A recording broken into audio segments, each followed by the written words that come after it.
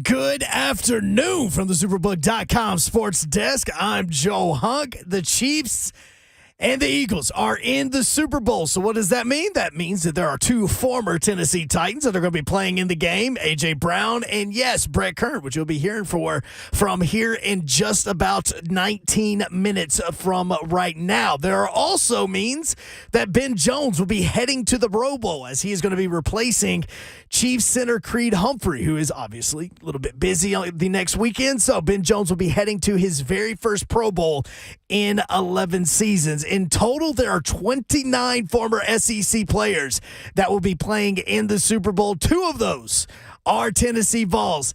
Technically, it's one because Trey Smith is the only active one. Obviously, he is playing for the Kansas City Chiefs. Derek Barnett, he's currently on IR for the Eagles. For all your foundation repair waterproofing needs, though, you need to visit USSTN.com. Breaking news at once on your home for the Vols, the flagship station for your Tennessee Titans and home to 3HL. This is 104.5 The Zone.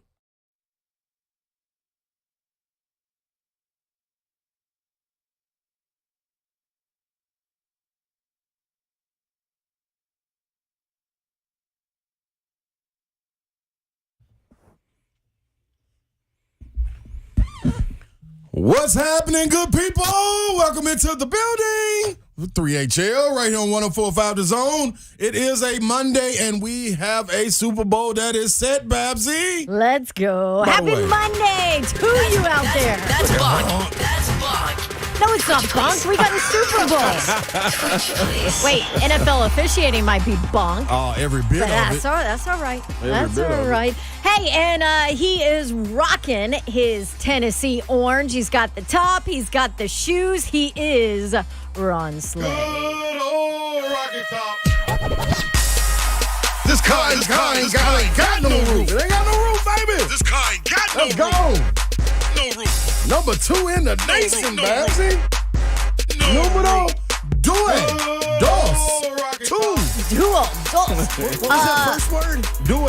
Do it. That's two in Is that Italian, Italian? baby. That's Italian. There you Yeah, go. Yeah, come on, man. I It tested. was some kind of tie. Guess what, from him. Babsy? Just for the record, you know you got to take a foreign language. Yeah. Guess what I tested did? out? I tested out, Babsy. Wait, did you test? Oh, after your when you yes. came back to When get I your came back, degree? I was Okay, like, I've been over there for 8 years, y'all. Give me some Okay. credit. I gotcha. Yeah, yeah. So you tested out of it. I tested out of it, Nice. man. Yeah. Man, foreign language killed me. You know why? I took French in high school, and then I was terrible at it, so I switched and I did Spanish in college. And I made the mistake of taking it during season. Ooh. Like, you don't ever do that because you miss so many classes from traveling for you games. You got to get mini-term or summer school for that one. That was just Yep. dumb. How So about dumb. 4 semesters of Spanish, and I don't remember a darn thing. Good job, Man. man. 2 in high school, Good job, 2 in Hunk. college. See? Hola. Oh, hola. Hola, huh? We are failing. I know that, and I can count. That's it. Oh, it's important. So, fun show today. Yeah. Obviously, Mayor is on assignment. Hopefully, he'll be back with us tomorrow. Yoro! Yes, but we do have former Titans and current Philadelphia Eagle punter Brett Kern. He's headed to the Super Bowl. He will join us. Crazy, too, because you remember Ryan Suckup when he left the Titans. Yes. Signed with Tampa Bay, went and won a Super Bowl. Mm-hmm.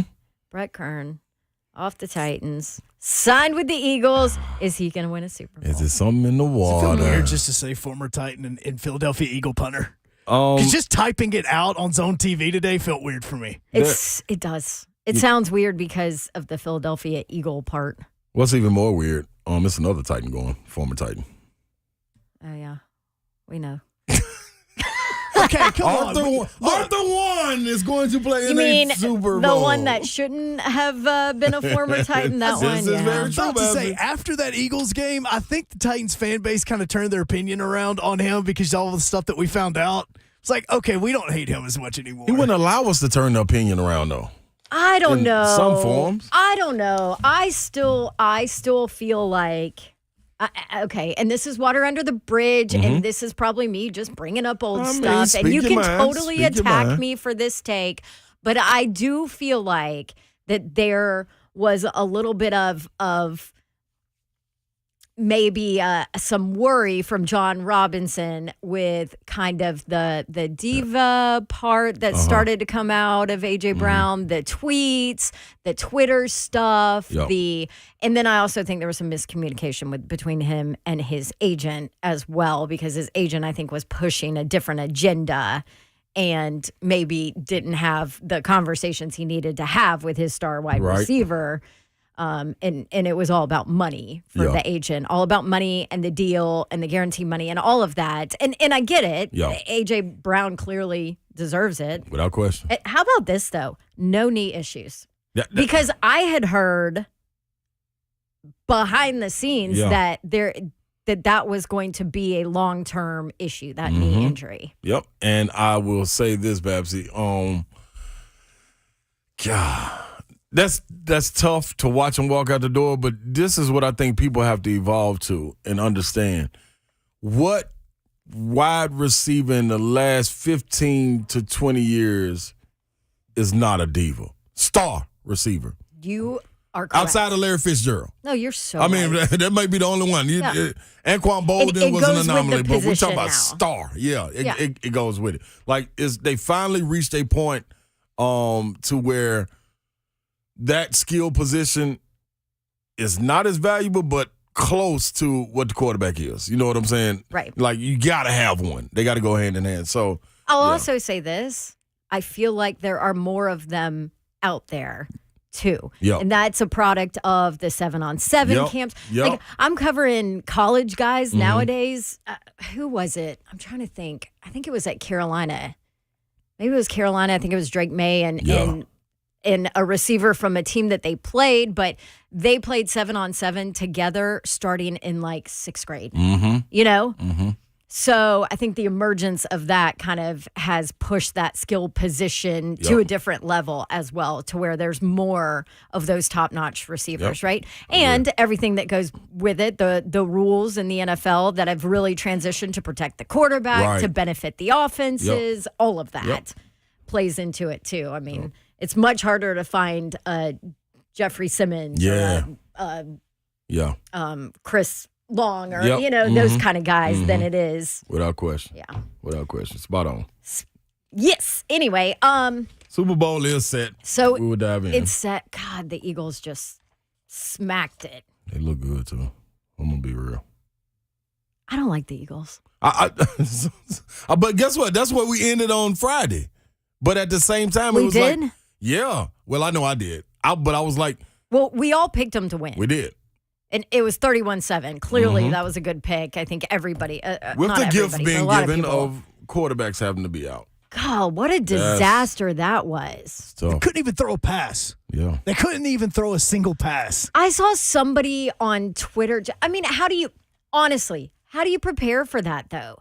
Like, I saw somebody on Twitter that was like, oh, come on, Brock Purdy, this is your one chance. But then there's reports out there, it's an ulnar nerve issue. Yeah. Titans fans, do you remember Marcus Mariota and that entire talk where you don't feel your fingers or your hand? You can't throw a football. So he was asked about it after the game, and listen to how far he said he can throw the football. I've been throwing after the hit occurred on the sideline just to see where I was at, but even in those throws, it was painful, and so I couldn't throw anything probably over 10 yards, 5 yards. That's why we just had some screens. That was really our only option when I went back in. So remember, that means 5 yards to 10 yards from where he releases the football, not 5 or 10 yards from that. So that's why when he dropped back in a 7-step drop, that screen is as far as he can throw it. Yeah, you play with Darius Slay like you want to. It'd be going the other way, dancing in the end zone. So, I mean, that's tough. That is, man. That is. Then the backup, you don't prepare to have to use him. Then he goes out with a concussion. Christian McCaffrey to the last line of defense. It's like, whoa. Wildcat it. Let's go. Man, that's tough, man. Well, that's part of it, though. These are the breaks.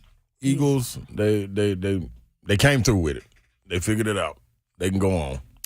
What are we looking at right now? Philly 2.5. Philly minus 2.5, I think, is what I'm seeing as far as Super Bowl odds. By the way, we are headed next Tuesday. We fly out to Phoenix. Going to the Super Bowl. We're going to the bowl. Radio roll. We will be on Radio Row. We already have a ton of awesome guests lined up and some really insightful conversations and some big-time football people from management to players to past players, all of that. So it should be a really, really fun week and definitely looking forward to that. All ahead of, yes, Chiefs and Eagles. And that being said, we got to be able to dive into soon throughout the show the AFC Championship game, Kansas City versus the Cincinnati Bengals, how that ended, the things that took place through the game. I hate that there's so much talk about officiating right now. That's not good. That's not good. You always want to, I've heard officials say, man, we don't want to be noticed. And that's not what's happening right now. You are being noticed. So You're being talked like about a lot. whole lot. A lot. But that was a great game, too. That was a really, really good game all the way down to the wire. Dive into more of that, the mistakes that were made, how teammates responded. What to expect from Patrick Mahomes moving forward with that ankle. By the way, he's fine. He's fine, huh? I don't think it's fine, but well. he's solid. He's fine. solid. Yeah. He's fine. 2 weeks of help. It did not look. Yes, 2 weeks will help. But to me, it didn't look like a true like high ankle sprain. Like I feel like that high ankle sprain, you can't move, cut. Like it hinders you. I do think that it was a shot taken to give him some kind of oomph. Okay, but Tracy Wolfson said in her pre-kick report that he was not getting any shots, that he was just on pure adrenaline is what he told her. You think that's sound good? That's a lie? No, that sound good. You think it's a lie? Yeah, that sound good. Totally a lie. That sound good. By the way, I've had a Toradol shot before. Like, I think Buck and Lucas were talking about it earlier. They were like, oh, is it like a shot? I'm like, oh, it's a shot. Yeah. And it's a long A needle. Very. And it hurts. Yes, indeed. It is a painful shot. But one thing about it, you bounce back, boy, you are rolling. Yeah. Like it helps. Yeah, more than that. After, that's the thing. So, we'll see. Yeah. All right. So quick break here, and then we're going to talk to somebody headed to the Super Bowl. Actually, I just looked at the line on FanDuel Sportsbook. It is Eagles minus 1.5 is where it's sitting right now, over under 49.5. Interesting. Yep. So we're going to talk to former Titan and current Philadelphia Eagles punter Brett Kern. He's headed to the Super Bowl. We'll have Brett on after this break. Stay with us. This is 3HL on 104.5 The Zone.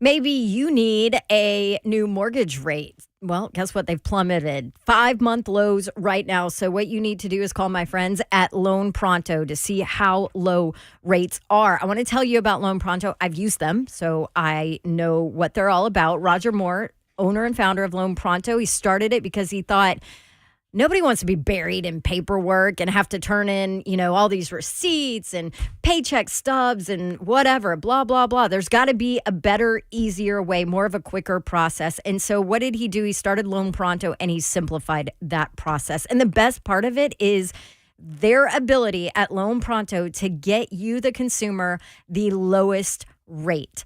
All electronic, all digital process, no extra fees, and their rates are super competitive. So maybe you are in a mortgage right now where your, APR is like 7% loan you were forced into last year. You need to get out of that. Now's a great time to do it because Loan Pronto is doing refis with APRs in the 4s.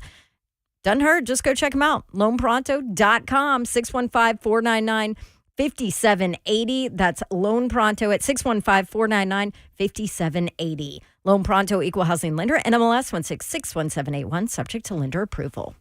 Bring Brentwood Jewelry, Valentine's Day is coming up. Also, Mother's Day. Lots of reasons for you to have a jeweler in your life, and these guys are the best. Brentwood Jewelry, located in the heart of Brentwood, just off Franklin Road. 7012 Church Street is the address. Website, brentwoodjewelry.com. I get tons of watches from these guys and absolutely love it. So that would be a great gift idea if you're a female looking for a male, or vice versa. New hours, I want to tell you about that they are implementing so they can spend more time with their family in the coming year. They're still open regular hours, Tuesday through Friday from 9 a.m. to 6 p.m.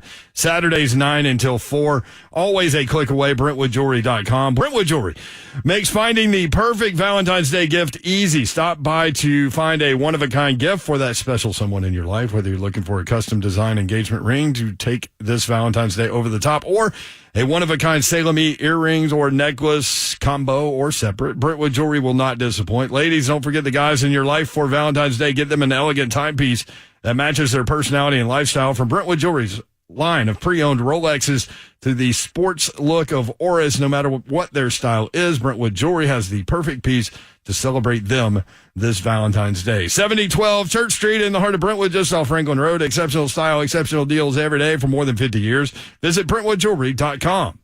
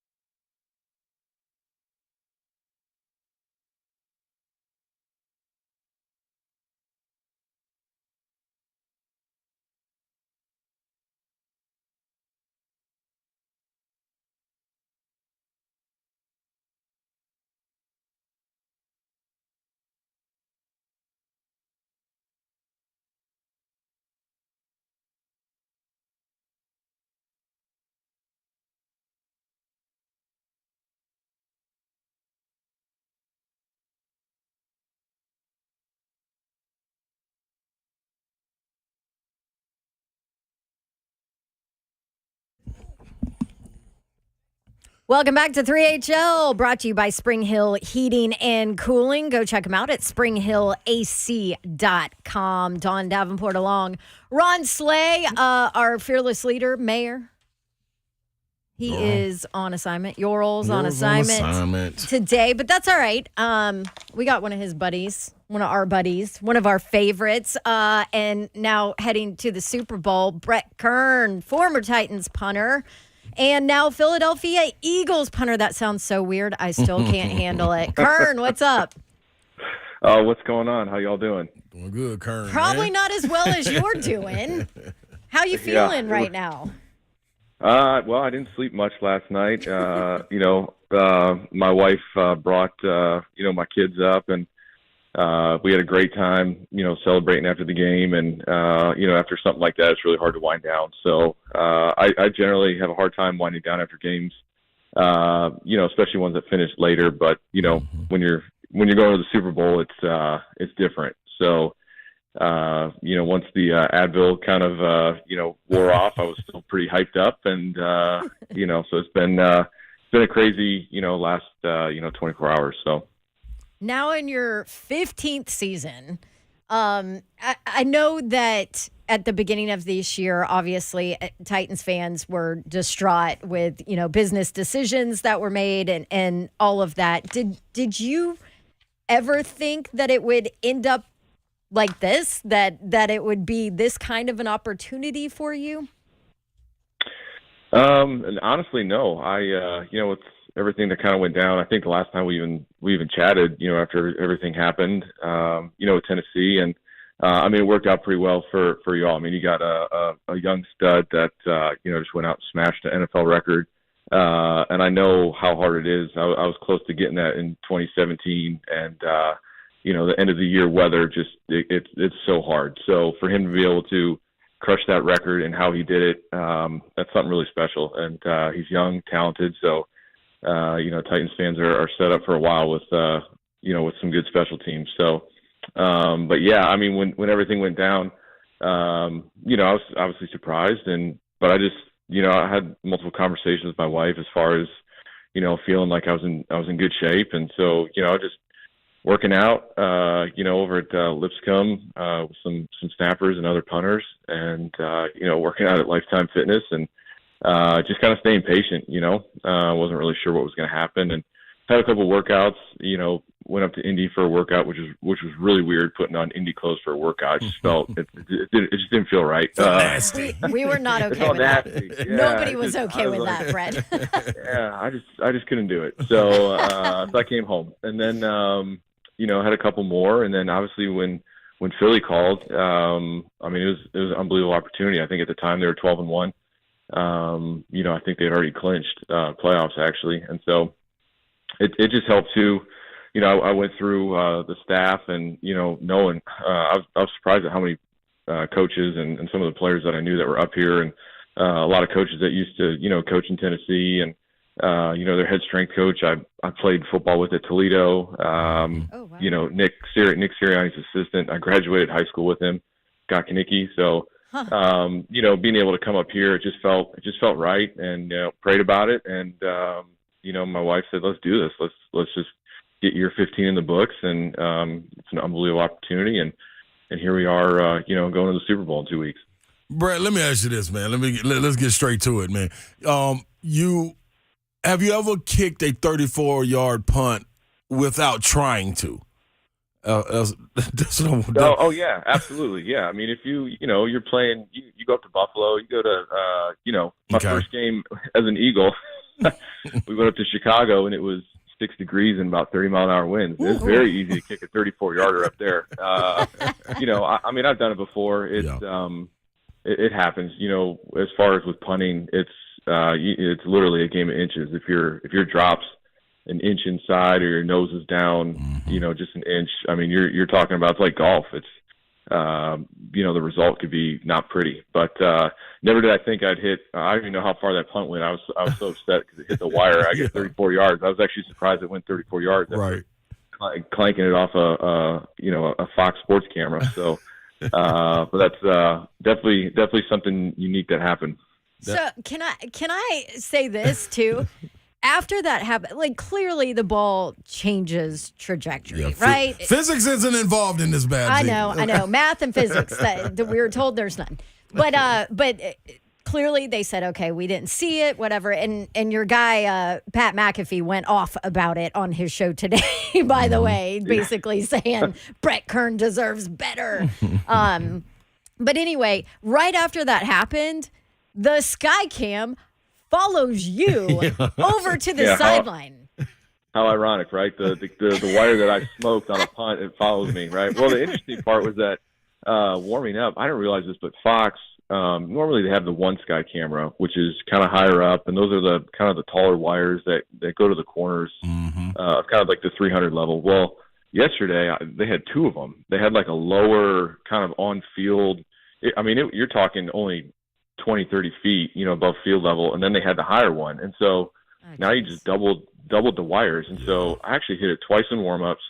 The San Francisco punter, Mitch, he hit it once, and then Jake Elliott, the kicker for the Eagles here, he actually hit it on a field goal. And so we were kind of all joking about it, like, oh, these wires, just kind of messing up our game. And, well, I mean, I ripped it in a game. So, it's but when you have that many wires, and, it's going to happen. It's just that, obviously it should have been a repunt, but I guess they didn't have enough evidence. And that was the first time I think everybody knew. Kickers, even San Francisco sideline was looking up like, hey, man, that did hit the wire, y'all. Let's try to hurry up and get on out there on the field. Like, everybody knew it was kind of wrong. Yeah, well, there was a penalty on the play, too. And That's true. I don't know if the official just kind of lost track of, the punt hit the wire, but he was, focused on assessing the penalty. Is what it is. I'm glad, we won the game, and it didn't really seem to affect the game much. I was going to say, didn't matter. Yeah. So you mentioned kind of the familiar faces from Tennessee, and then for you in Philly, obviously one that lots of Titans fans have talked about for a while now is A.J. Brown. Just curious what that conversation was like when you ended up joining the Eagles and saw him and chatted with him. What was the conversation like? I probably can't repeat most of it, but it was definitely, a lot of hugs, a lot of laughs, and after the game yesterday, it was pure chaos on the field. You're trying to find your family and your kids running out, and, everybody else, it seems like in the organization's kids is running out of the tunnel. And, but, AJ was one of the first guys I saw, and, we just embraced each other. I just told him I was proud of him, because he's worked his butt off.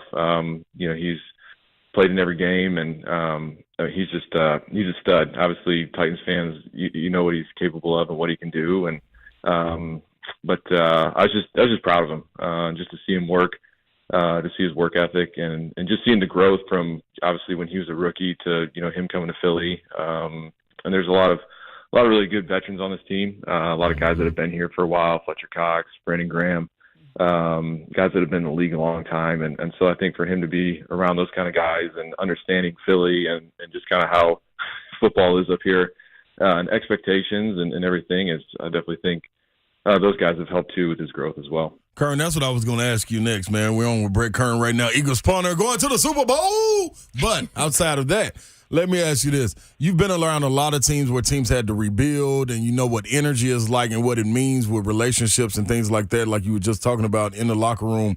How was it something when you walked into it, you can feel it? Because going in the locker rooms, like you can feel it when you walk in, like, oh, they got something special in here. Could you feel that walking into this situation? Yeah, it helps when you're coming into a team that's 12-1, right? Mm-hmm.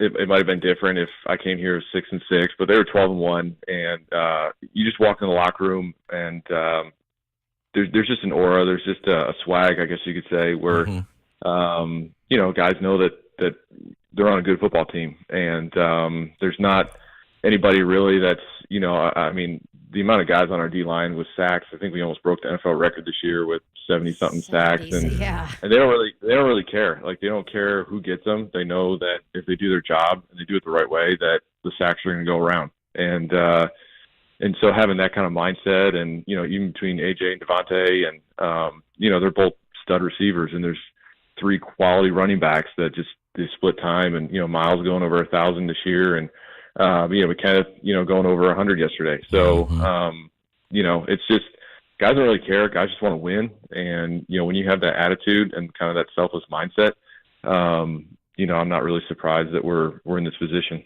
Yeah, you always hear that, man. It's easier when it's winning. Let me ask you this: does it spill? You've seen a fan base a lot over the years, whether it be a rival fan base or whatever. What is that Philly fan base like right now? How crazy and nuts are they going up there? Mind you, we've seen videos from the celebrations yes, there last night. Yeah, it's I had a really good friend come up for the Giants game, and then I had another really good friend come up yesterday, and I asked them both of them after the game. I said, "Well, what do you think?" And they were just speechless. Yeah, it's just different up here. It's if your parents were diehard Eagles fans and you were born, like, you don't have a choice. You're an Eagles fan, and if you have kids, they're Eagles fans, and it's just it's a way of life. They eat, sleep, breathe football up here, and it's for the Eagles, and so that creates quite an atmosphere, raucous, loud. I think the AFC Championship game at Arrowhead's another stadium that can you have a hard time having a conversation three feet away from somebody, and Phillies. The last two playoff games, against the Giants, and obviously yesterday, it was hard having a conversation with teammates on the sidelines. So it's an experience. I'm thankful. I'm on the home side, because being on the visitor side, it's one where you have to wear earplugs, just because it can get like that. So with language and things that are said to you, but it's a great environment. So, obviously, there's lots of love coming from Tennessee, lots of support for you. Titans fans are so happy for you. Do you feel that love through, Twitter and what you hear? As you feel all the support that you're getting from this town? Yeah, for sure. It's it's special. Just that, a city that you played for 13 years. And I'm sure it's hard. I mean, people, when you're a Titans fan or you're a certain fan of the team, you necessarily don't want to root for other teams, right? And so, to kind of feel that support, it means a lot, just because I know that from my time in Tennessee, I made an impact with people, which is pretty hard to do for the position I do. I'm usually the one where you're booing the offense because the punt team's coming out, or it's perfect time to go grab a beer, right? Like, it's fourth down. Like, who cares about special teams? So, to feel that love is special. And obviously Nashville will always be my home for my family and I, and I'm extremely blessed to be able to be there and to raise my family there. And I'm very thankful for the fan base for the love that they've shown. Man, from that game, Kern, that first punt, you put it in the left corner. You couldn't put a little bit more cut on that thing to make it go out at the 1 yard line, man. I was ashamed at you, Kern. Oh my gosh! Well, this is what happens. Perfect. I mean, when you're used to Nissan Stadium, I'm used to the grass at Nissan, right? Nissan, I think that would have kicked a little bit more left for me. The grass in the Northeast is just a little bit more sticky, and so it just gave a different bounce. No, I thought that was going. I thought that was going out of bounds. There was a pretty hard right to left wind last night, and I played it. And when I hit it, I was like, "Oh, that's going out at the 5. Here we go. We got field position." And even our gunner, he stopped. He and sure did. He came over to me, and after the punt, he apologized. He's like, "Man, I thought that was going out of bounds." I said, "Dude, don't worry about it. I did too. Like, we're all good. Let's move on." So I got to really experience everything last night, just backed up, which I haven't done since I think maybe 2017. And then, I saw my golfing this offseason flash before my eyes on that punt rush. So, that's priority too. Come on. Yeah, that did not feel great. But, and then hit the wire, just kind of a little bit of everything last night. But, to culminate in my kids, collecting a bunch of confetti and, who knows how much they took home today? Probably bags full, honestly. But That's so cool. they it was a really cool experience. Okay, last question, kind of on the way out here. What is Jalen Hurts like as a leader and a player? Like everything. Oh, I've had multiple people ask me that. There's just an aura about him that he just he just doesn't lose. I don't know. He doesn't accept losing. He doesn't accept like a bad attitude. He doesn't accept lack of effort. Like it's just like and he'll be the first one to hold himself accountable. And he'll call himself out like if he's not doing what he feels like he should be doing, but then he's also gonna call out other people and he expects you to be on his level. And when you have somebody like that, it's contagious. It's somebody that you don't want to let down.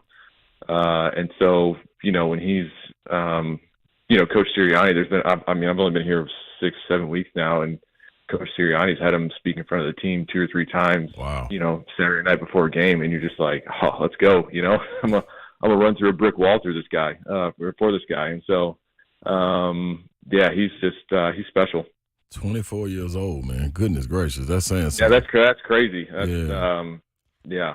Like that dude was benched Yeah. in college in the national championship. Like I know, but it doesn't. I don't think it fazed him. Right. He knew what he was capable of. He knew the talents that he had, and it's just like and he's a man of faith, and he's just like, you know what, if the Lord doesn't want me at Alabama, he's gonna have me somewhere else, and that's just part of his plan, and that's what he is, that's what he's about, and total respect for him.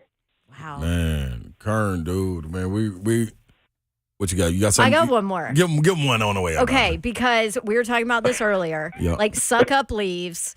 He goes to Oh, boy. Tampa, right? Yeah. He gets himself a Super Bowl. You were there to watch. That's right. You leave. You go to Philly. It's Super Bowl time here. What has Suck Up called you? You guys chatted? Oh, we text. We probably text 2-3 times a week, call each other. It's been like that through the whole season. Yeah. We're brothers for life, and I think I was able to go down to Tampa just because it was a little bit cheaper. It was the COVID year. Tickets were much cheaper, and I was able to take my son, and so. I think this year Arizona, everything's kind of back to normal, and I'm sure those prices are. I'm about to find out. So Yeah, you are. they're probably gonna be through the roof. But he's somebody. I was actually just about to text him here, just kind of be like, hey man, you've done this before. Like, I know I've been in the league a long time, but I've never played in a Super Bowl before. So what? Little things like halftime's longer, and there's just little things that aren't normal, or stuff that you don't really experience throughout the regular season or even in a playoff game, right? And so I didn't even think about that, and that would affect the punter too. Yeah. Like coming, okay, yeah. So just timing, rhythm. For us, you go out, you warm up an hour and a half before the game, and you really have to be in a rhythm, in a routine. For that hour and a half plus the whole game. So you're looking at, 4.5, almost 5 hours of being loose, limber. Well, Super Bowl, it's a little bit longer than that. After you warm up, you go back into the locker room, and instead of it being, 14 minutes, now all of a sudden it's 25 minutes. And halftime, instead of, only going in and having 12 minutes to grab a snack and, get, rehydrate, all that kind of stuff, now it's, 25 minutes again. And so there's just little things that, obviously somebody that I can rely on heavily and just kind of chat his brain about. So we'll see what kind of advice he gives, and hopefully it helps. Man, appreciate Great it, Kern, stuff. Man. Dude, thanks for making time, dude. You got the whole city. Congrats on UT #2. Hey! There you go. there you go, Kern. Vols Thank you, man. fans. Hey, seriously, we are so proud of you. We're so happy for you, for your family, all of it. And I know I speak for all Titans fans that say, even if we don't like the Eagles, we are pulling for Yes, you, we are. and can't wait to watch you on the big stage. Congrats, Kern. Well, I appreciate it. I hope they're pulling for the Eagles over the Chiefs. Come on. Yeah, you're right. Yeah, there you go. Yeah, send AJ some love too from us down Yeah. there too, man. I'll give him a big hug from from the state of Tennessee, and I'm doubt. sure he'll love it. No doubt. Perfect. Thank you, Kern. Good luck. Absolutely. Y'all take care. All right, bro. All right, there he is. Brett Kern, former Titans punter, current Eagles punter. He's headed to the Super Bowl at Brett to the Kern bowl 6 if in you a want to follow hole. him on Twitter. How perfect is that for him too? Year 15. That's it, man. You remember though, I mean, what a fluky situation for the Titans to move away from him. Mm-hmm. It's not very often that you have a talent like Ryan Stonehouse sitting there behind a talent Well, you like gotta Brett make Kern, a move, where it's a business decision where you Yeah. don't have a choice. And Yeah. obviously it was the right decision for the Right. Titans from a financial standpoint and future Right. standpoint. But year 15 for Kern, and he's about to go play in the Super Bowl. That's big time, man. Like, you got to pull for him to win it. Yeah, You know? and you don't have to worry about him taking the time to embrace it going into year 15. All the things the uphills, downhills, the lows, the peaks, the valleys, everything that came with it. I think he's really going to embrace this, and I'm looking forward to it, man. Bring that Looking ring forward to it. on back Come to on, Kern. Nashville. Yes. I'm just glad he said the Colts jersey felt weird and Oh, nasty. I know. I mean, that would have been yeah. never okay. Yep. Yep. Never okay. All right, we're going to take a quick break. And, it's interesting, too, talking Kern, talking Titans. We now see this set up for the Super Bowl. How far away are the Titans from these games, from this play, from this level? How far away are your Tennessee Titans? We'll talk about that coming up in the 4 o'clock hour. Stick around, 3HL 104.5, The Zone.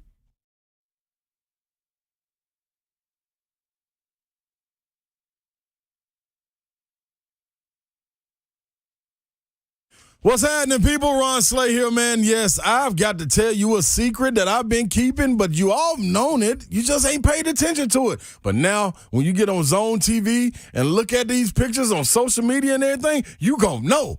Look at Slim Slay. That's right. Bringing sexy back, baby. I'm active and I'm getting to it, Babsy. You better believe it, man. Long-term solution, weight loss. You want to know how I'm doing it? This is it. Well, losing weight can naturally increase testosterone, lower blood pressure, and cholesterol, help with 2 types of diabetes, eliminate need for CPAP machine, and etc. All of this, you can lose weight every week until reaching your goal. I did it. I'm doing it right now, man. Listen, I'm going to share it with you. I got on the scale. It was 300 pounds. I said, no, this ain't me. I can't do it. And now, right now, 3 weeks later, I'm sitting at 277 pounds, people. Yeah, that's 23 pounds if you're doing your math. I feel great. Energy is going bananas. So if you thought the car didn't have a roof at first, boy, just wait. Awaken 180. That's what you need to dial in on. Awaken 180 weight loss, the long-term solution for weight loss. Schedule your consultation by calling 844-346-1800. That's 844-346-1800 or online at awaken180weightloss.com.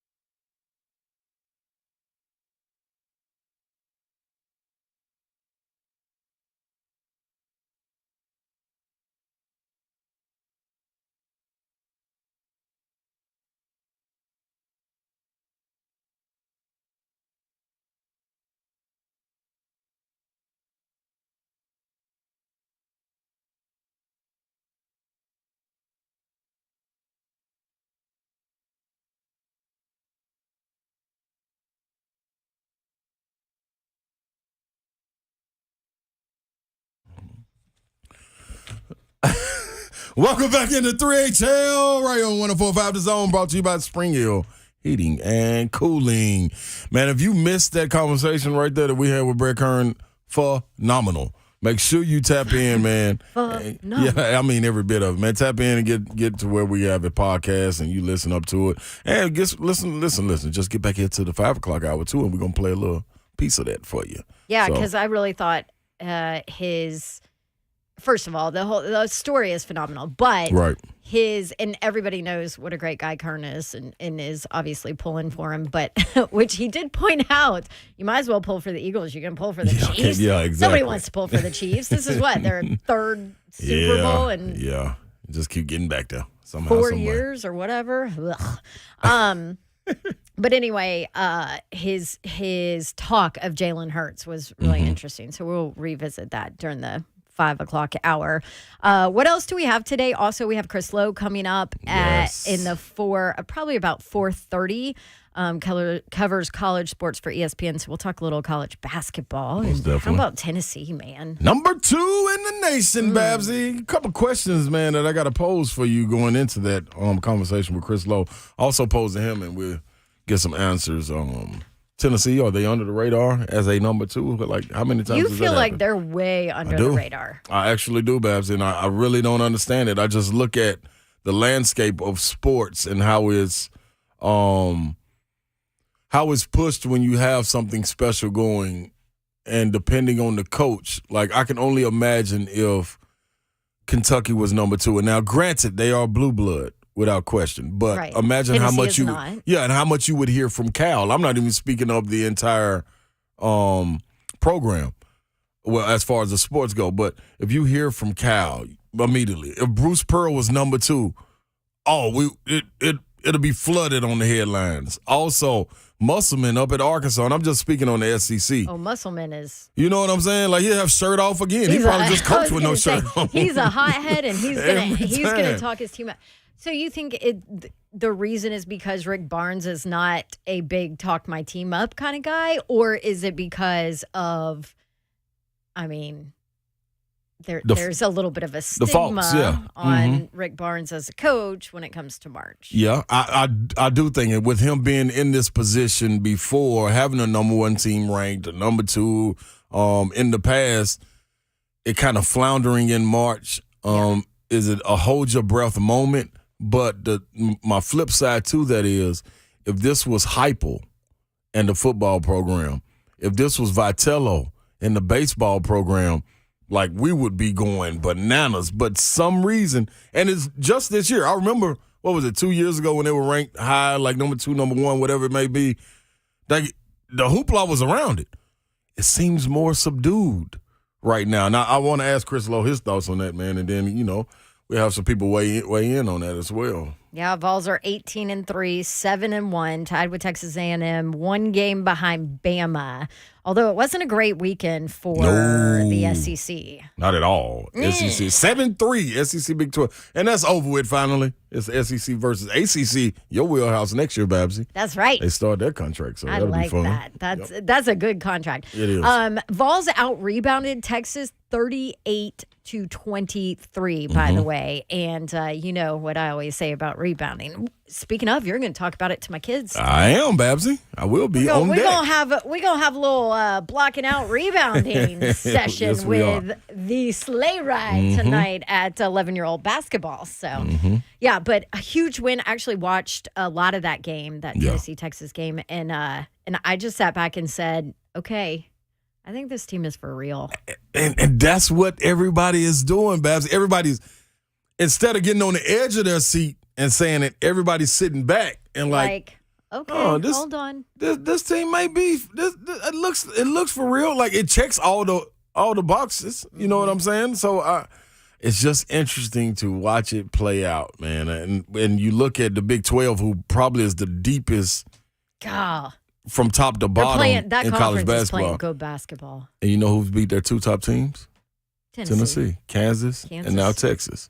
Kansas at number 3. Yeah, it's going to be interesting to see this play out. Got to carry that over, but We'll touch on it. All right, Chris Lowe's coming up at about 4:30, but our 4 o'clock segment coming up, Super Bowl matchup is set. We've seen both of these teams, a full season now, 17 games. How far away are the Titans? We want your opinion on that. 615-737-1045, 4 o'clock hour of 3HL next.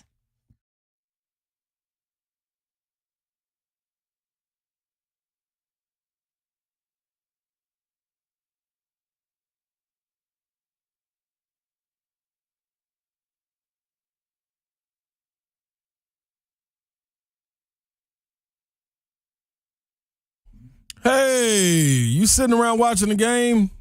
This playoffs games is what I'm talking about. Did you take advantage of what Famous Dave's is offering?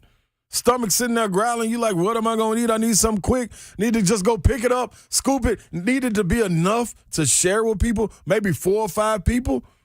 Famous Dave's got your answer, people. Famous Dave's, they bring you the bucket, the feast mode buckets, people. Southside rib tips and fries, wings and famous fries, hand-breaded chicken strips and famous fries. Or you can take the 4th option and just build your own. You do it to your liking. Hermitage, Smyrna, Franklin, all of these locations, grab it to go. The big game taking place February 12th, man. So from right now all the way through, the perfect shareable game day grub, it can only be Famous Dave's. That's where you got to go and slide into. Yes, it is the location for America's best barbecue and their favorite barbecue. You know the sauce, what it's going to do. It's always going to be dripping. It's Famous Dave's.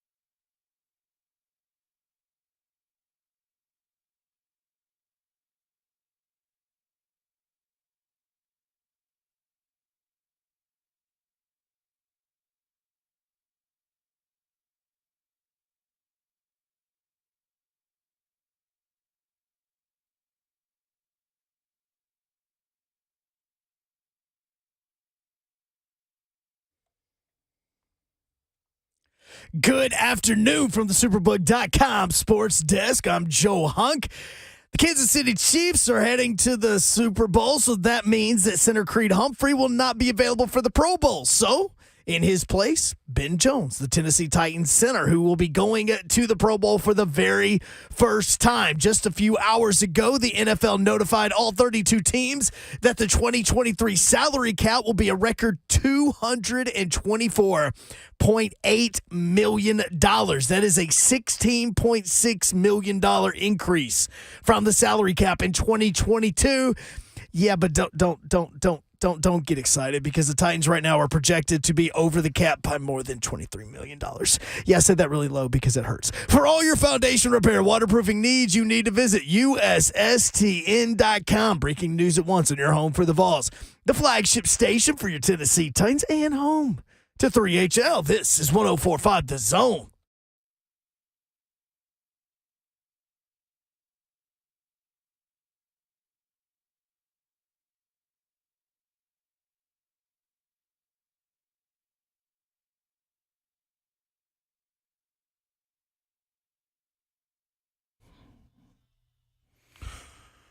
Welcome back into 3HL right here on 104.5 The Zone on this good Monday, as the Euro likes to say. It's a beautiful day in the Music City. Hey, as long as it's brought to you by Spring Hill Heating and Cooling, it is a beautiful day. Reach out to them at springhillac.com. Right now, Euro is on assignment, people, but we'll be back. You're joined by myself and Babsy. That's bunk. That's bunk. Twitch, please. Twitch, please. Twitch, please. Happy Monday to you. A beautiful day in the Music City. A soggy day in Music City. It's about to be a freezing rain day Today. in Music City. Get ready. Yeah, Get ready. late tonight. Yep. Oh, shoot. Mayor's not here. We got to be on our weather. We don't know what's going on with the weather. Yeah, it's supposed to get really cold. There's supposed to be some rain coming in the area. It could be turning into freezing rain. It should be really fun. What? Okay. I'll send you the article so you guys will be up to speed. Oh, no, I'm not Thank going to you. read it. There you go. He's Ron Slay. He ain't reading it. No. Okay, Dawn, I'll send you the article. This There you go. got no They're gonna room. lay the That message to sounds me. good. This car ain't got no room. There we No go. room. That's right. No room. No room. All righty. So our Super Bowl is set. Super Bowl 57. Philadelphia Eagles 14-3, Kansas City Chiefs 14-3. We've talked a little bit about the Eagles-Niners matchup. Haven't talked about the AFC Championship game. The Chiefs win it with a late field goal, 45-yarder from Harrison Butler, and a whole lot of drama. Couple of questionable calls, a questionable play by Osai, and Lord have mercy. Yes. A whole lot going on. Now, Kansas City has now been to the Super Bowl 3 of the last 4 years.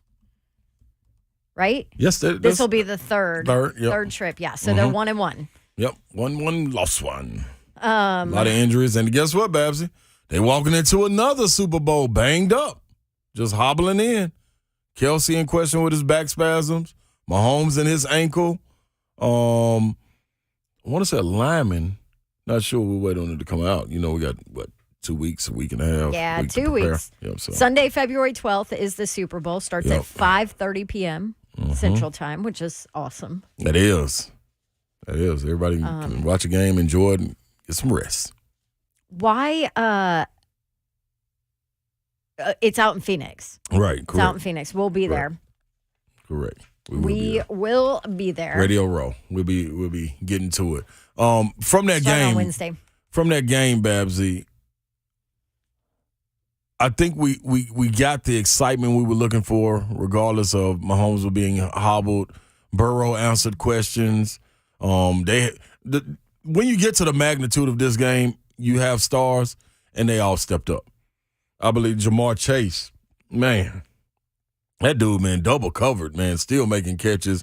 Burrow still having the confidence to sit in there and throw after being sacked. It seemed like 100 times in the first two series. Like, goodness gracious, man, that dude he gonna be something special. Oh, well, it already is. Just got to add the winning to it, winning the big one. But you know what I took from that game, Babsy? That there was a lot of officiating misses. That too. And also as a Probably person. not just that. Yeah, but no, not just that. But as a person that really talks trash, food for thought. The right person has to be talking the trash. Like you cannot What do you just mean? Cincinnati's mayor, when he stepped up, I said on Oh, Friday. you have an issue with that. I said then, man, you don't get to talk. Like you can't, the players can do that. Like you can't go out and make statements like we're not listening. If the Titans are going into that big game, AFC Championship game, and I make a comment on here, listen, people are listening, but the Titans fans are more so listening than anything. When the mayor, who has a huge platform and represents all of Cincinnati, steps up to the podium at his desk and makes a statement the way he did, I knew Kansas City was going to win. Well, you know who kept receipts? Who? Travis Kelce. What did he say, Babs? Of course he kept receipts. What he say? Hey, I got some wise words for that Cincinnati mayor. Know your role and shut your mouth, you jabroni. You gotta fight for your right to party. He straight called love the that. mayor a jabroni. Hey, man, they taking the handcuffs off, Babsy. Ain't no gloves. It's a fist fight. You jumped in this, you take these punches. Shut your mouth. You went full rock on him. I love No, it. he went full H-Town Mickey. You guys have heard that story of Mickey Ryan, right? It was mayor. Speaking of, it was a Super Bowl, I think, wasn't it, in Houston? so. And it was Blaine and Mickey Ryan and Mayor Brent Doherty, and they were walking across the street, and some lady drove really fast by and almost took him out or whatever, and leans out the window and yells, and this is how H-Town Mickey came to be. H-Town Mickey Ryan yells, "Shut your mouth!" Both Brent and Blaine are like gone. They're like, you don't do that in Houston. Yeah, no, you don't know you don't know who what's you talking coming. to or anything. They're like, you're on your Yeah. own, Mickey. we out of here. Shut your mouth. Yeah, he did so. Travis Kelce He pulled an channeled his H-Town Mickey. Yeah, and gave it to him. But that's the thing, though, Babs. Wow. You don't give a team that's, I don't want to say floundering, but, man, they were down, man. Injuries, man, they were beat up. They were beat up. Mm-hmm. And to give them that motivation and bulletin board material, it's okay for the players, man, because you feed off of it and you can go out there and back up your talk. Mayor, you can't back up no talk. I'm sorry. So, man, he had what was coming, and the receipts well kept.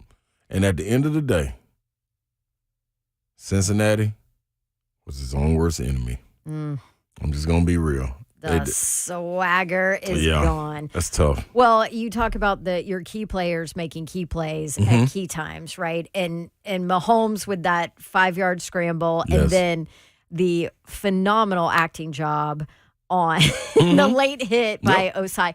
At the end of the day, you can't touch the damn quarterback. Can't do Like it. you can't do it. I get it. I know his teammate went off Yep.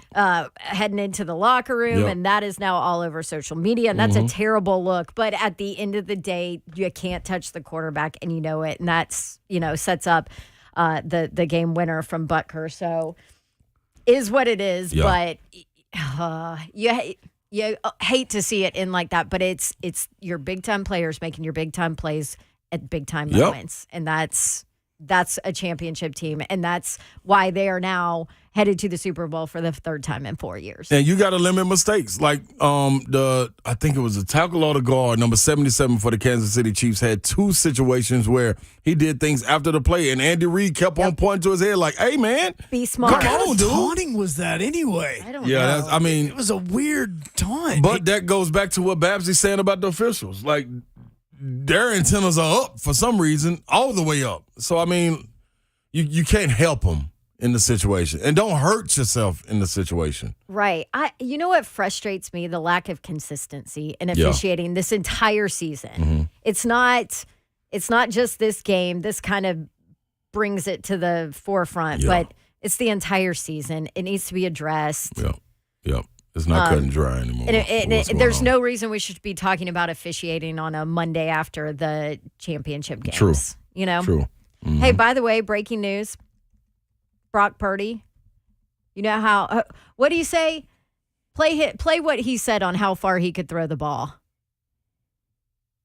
I've been throwing after the hit occurred on the sideline just to see where I was at, but even in those throws, it was painful, and so I couldn't throw anything probably over 10 yards, 5 yards. That's why we just had some screens. That was really our only option when I went back in. Well, guess what? What? This is why. Tom Pelissero, quarterback Brock Purdy suffered a complete tear of the UCL in his throwing elbow and will undergo surgery per sources. Wow. Purdy is getting second opinions, but the initial hope is he can undergo a repair, not reconstruction, which is Tommy John surgery, and will be ready for training camp. Like Schefter said, it's going to sideline him for 6 months. Wow. You kind of feel for the kid, right? And he gets a chance. He gets the opportunity. He gets to play in an NFC championship game, and now here's your rehab for 6 months. Think about the 49ers situation now.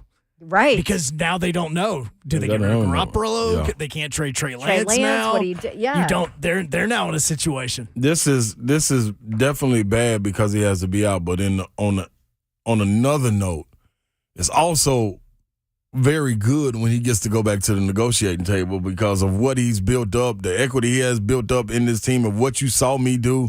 Like I can be on your team and I won't go out there and lose your games. You know what I'm saying? In any emergency situation. So, yes, you want to get to the Super Bowl and get the win, but at the same time, for your individual resume and what's coming down the pipe, man, dude, you okay. Yes, you got an injury, but, boy, you are a backup for life. That's true. I'm 10 years, book him. It's a done deal, man. He on his way. Mm-hmm. Security is not a question anymore. So we asked coming into this break, we now see the Super Bowl matchups. We watch the conference championship games. So how far away are the Titans? Yes, 615-737-1045. Let's start with Toby in Chattanooga with that conversation. Hey, Toby, how are you? Hey, Miss Dawn, Slay, how are y'all? How you doing, brother? Good. Hey, I'm great. Really appreciate everything y'all do. Y'all are the best thing on radio. I appreciate it, bro. I don't think the Titans are really that far away, and I know that that's probably not the most popular opinion, but hear me out. I know offensive line killed us this year, and I know the last couple of years injuries in general have been really our kind of Achilles heel, but I think depending on how free agents. Oh, no. We lost you, Toby. You was making great points. Try again, Toby. I think you're back. Start over. Yep, we lost you at free agent. Mm-hmm. Sorry, I think depending on how we hit free agency, I think we're going to go after Rand Carthon's guy out there in San Francisco, the right tackle. And depending on how we do there, bring him in and re-sign Nate Davis. If he is he a restricted free agent or unrestricted free agent? But depending on how that goes, if Ben Jones retires or not, I know there's been some talk on this show about that. But you sure up that offensive line, and if we can stay healthy there, keep Tannehill upright, like you guys have pointed out, 2019 Titans with a clean pocket, keeping Tannehill up straight, you can throw the ball downfield, which brings me to my last point. You're a receiver away when you talk about Kyle Phillips being healthy on the other side of Burks and Kig on the tight end spot. You've got a high-powered offense with Henry in the backfield. This team is not far away, and defensively, we were sound. Yeah. If you can keep some cornerbacks healthy and on the field. So that's my opinion. I think that we're not far. Appreciate that, Toby. Thanks, Toby. I don't necessarily disagree and with it being not far, but there's a lot of what do you say, Slay? Ifs and fifths. There's a lot of fifths involved, and they're down at the corner store just waiting on you to have a conversation. In the corner store. Yeah, but this is the thing. I agree with them, Babsy. I think the biggest if of all The biggest if of all. Yes, you got to go get to the line and get that situated, but health. We're going to keep coming back to health. If this team is healthy, which you need a lot of, luck, health, all the things, the ball to bounce the right way, the Eagles, in a sense, got a great road to the playoffs because of injuries. They stayed the healthiest the longest. Whatever you got to do, keep your guys upright. If your guys are injured and banged up out there on the field, majority of the time, it's going to be difficult to get there. So, Jael in the chat said until the Titans get a quarterback, they'll always be a season away. Coming into this season, did you think Jalen Hurts No. was a quarterback? No. Not to this magnitude. No. But look what's surrounding him. That's exactly. Look how healthy they stay. The best offensive line in the league. Stayed healthy. Yeah. And that could be Yep. a Ryan Tannehill. And right? last year, you're exactly right. Last year, Devontae Smith was still banged up. You know what I'm saying? This year, he's healthy. AJ was banged up. This year, he's healthy. They got an offensive line that stayed intact. Yep. They got a multitude of running backs that they give the ball to. So, man, you got to be healthy, man. You got to be healthy. You got to be healthy.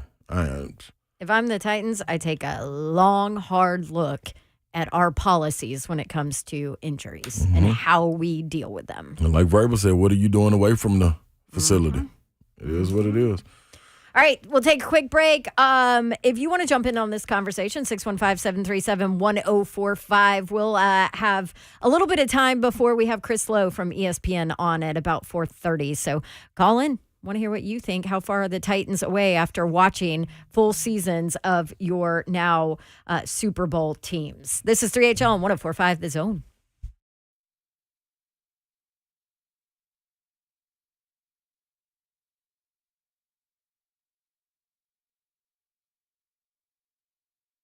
What's happening, good people? Yes, we got to tell you a little bit about Spring Hill Heating and Cooling. Really a lot of it because weather's changing, man, and you don't need your climate inside your house to match the climate outside your house. You really want that to be opposite because you control that. Oh, yeah. We're about to have some freezing stuff coming, right? Yes, we are. Yes, we are. Well, that's why you need to act now, by the way. Call Spring Hill Heating and Cooling, and here's the deal. Let's say you need a new heating system. You have an older HVAC system. Well, they offer 18 months with no payments. You can lock in today's price and then not have to pay until spring of 2024, or you can get up to $1,500 off of your new HVAC if you have a really old unit. And know that Spring Hill Heating and Cooling is always backed up by 10-year parts and labor warranty on York products. Spring Hill Heating and Cooling, also a York certified comfort expert company. If you're in need of repair work, they offer free service calls. I've had them out to myself. I've had them out to myself at my home, and it was like they wasn't there. Anyway,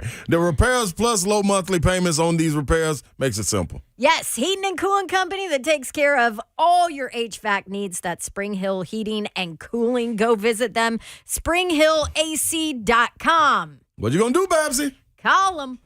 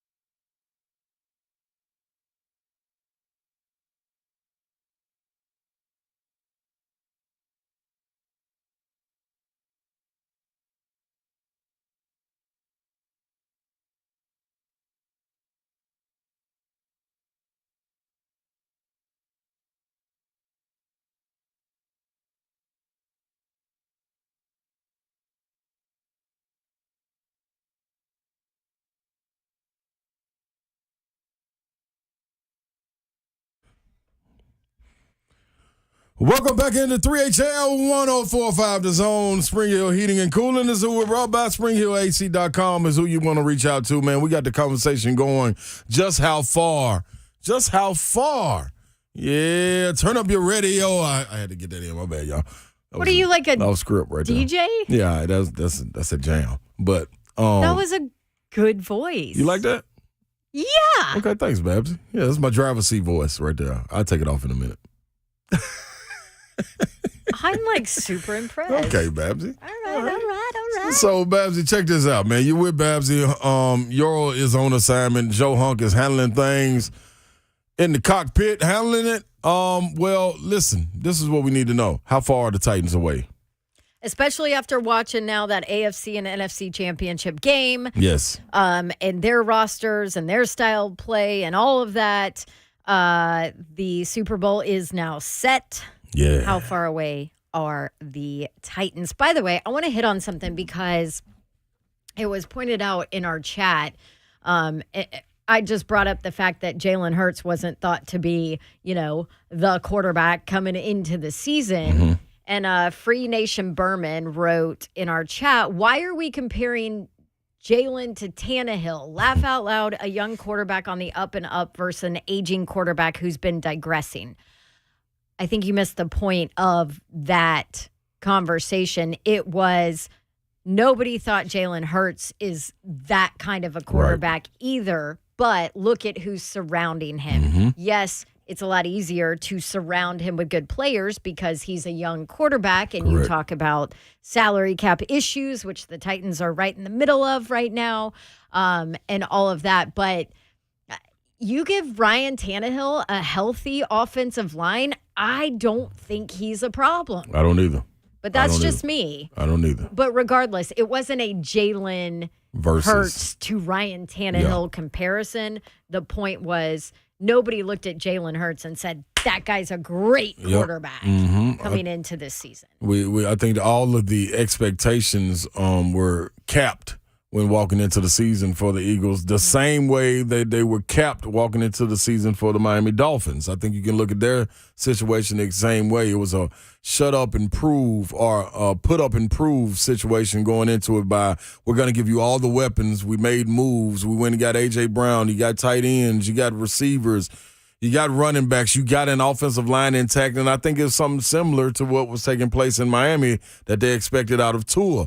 I think in all of these situations you had to show and prove this year, and they both were on, well, Jalen, of course, getting there.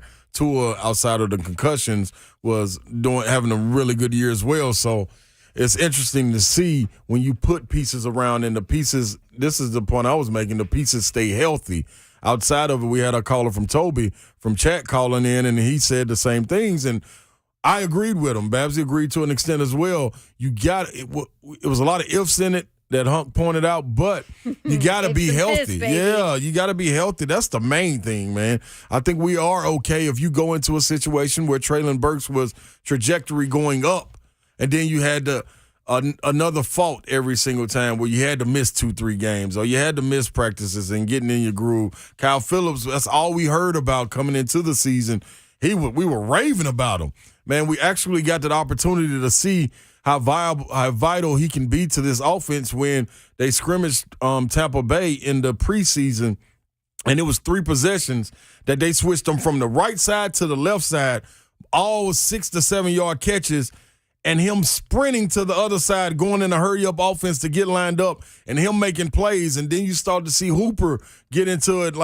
Then you start to see those pieces crumble because of injuries. So I'm going to forever go back to the being healthy as a part of it, man. And I think that's not on Ryan Tannehill. Regardless of what he's done in the past, that part's not on him. You know what I'm saying? So, that's what I'm standing on. Disaster. Even Nate Davis had missed 4 games this year, 4 games last year. So, all right, if you are on the line, hang there. We will get to you in our next segment. I promise. 615-737-1045. But for a little bit, we're going to chat with Chris Lowe, covers college sports for ESPN, ESPN.com, at CLowe ESPN on Twitter. CLowe, how are you? CLowe.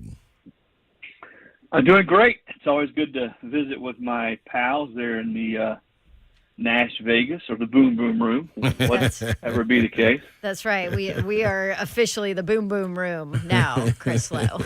Yes, we are in that part of the season. Hey, by the way, your guy Slay is rocking his Tennessee orange top. He's got his Tennessee orange sneakers on as well. Like he is Rocky topping it all day.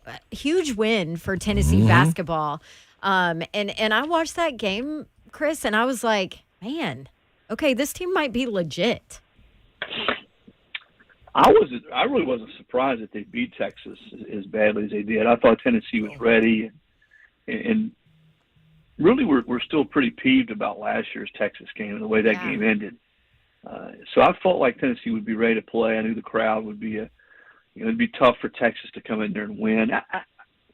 I'm not a real big believer in, we needed to lose one or it was a wake-up call. You hear fans and coaches saying that all the time. But I think that Kentucky game for Tennessee in a lot of ways, when it might have been a good thing because I think they realized after that, you know what, if we don't play our brand of ball and we don't come to play and we let people beat us to some 50-50 balls and that type of thing, then anybody can beat us, especially a team as talented as Kentucky. And I know Kentucky's lost a good many games, but I think that game being in January was a reminder to Tennessee, you know what?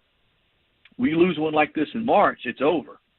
And let's not get back into that sort of, let's not fall back into that crevice, that we can, these kind of things can happen. But I like the way Tennessee's playing. Their defense is outstanding. I mean, at every position. I mean, granted, Euros is a rim protector at 7-1, but when he's not in there, they still have guys that make every shot in the paint tough. You rarely get good looks at the basket. And they contest every pass and play so well together in team defense. The way they rotate, the way they help, the way they trap. It's I'd hate to be on offense and play against these guys because they're just suffocating. And then, CeeLo, you look around the nation, even the unanimous number one, Purdue, they still play a form of 4 out, 1 in with the big fella Edey. You look at Tennessee, man, they got that old throwback traditional size. We got a big 4, 6'9", 6'10". We got a big 5 man in there. We can go 3 out, 2 in, and still adapt to the other games if we need to go small. But like you said, when Euros comes out, you got another 7-footer and a dude coming in that's doing the same thing, if not better, as far as when it comes to protecting the rim.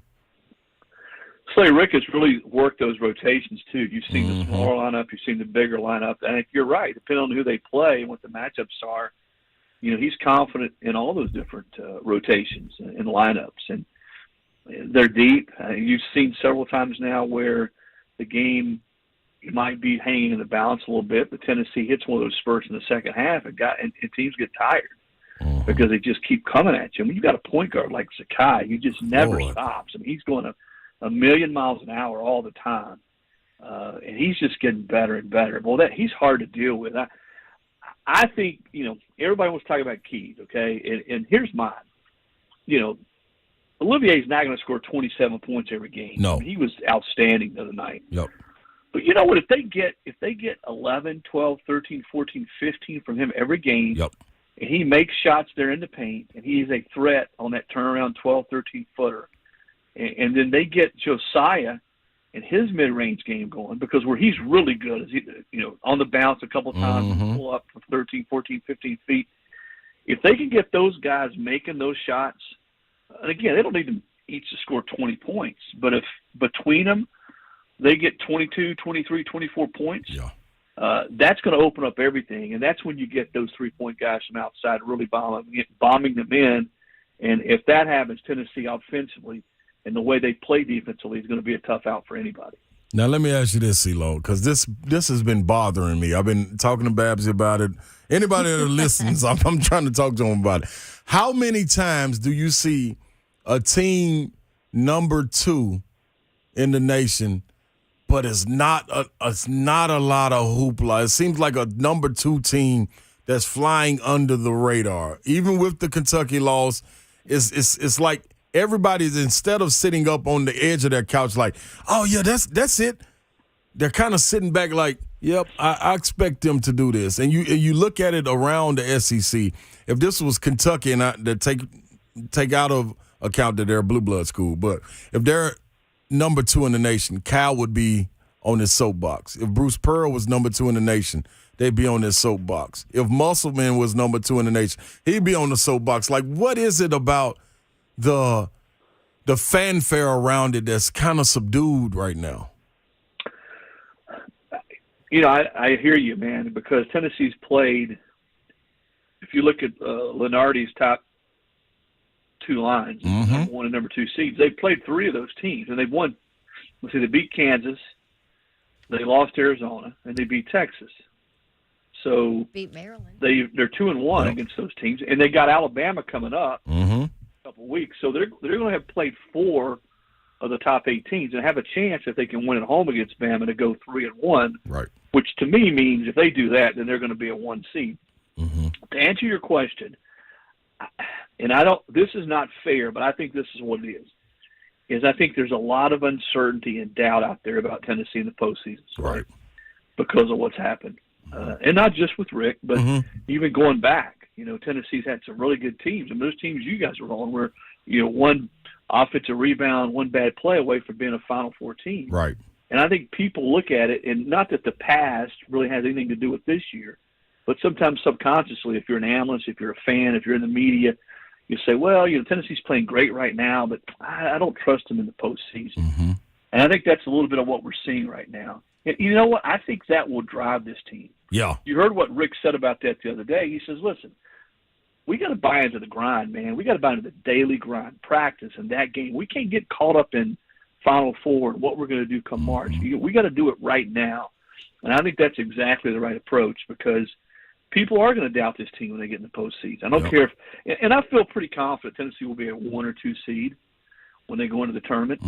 And I don't really think it matters where they're seated. People are going to say, okay, this team has yet to prove or this program has yet to prove. Probably better stated the program, not just this team. Right. That they could go and make a deep run in the tournament.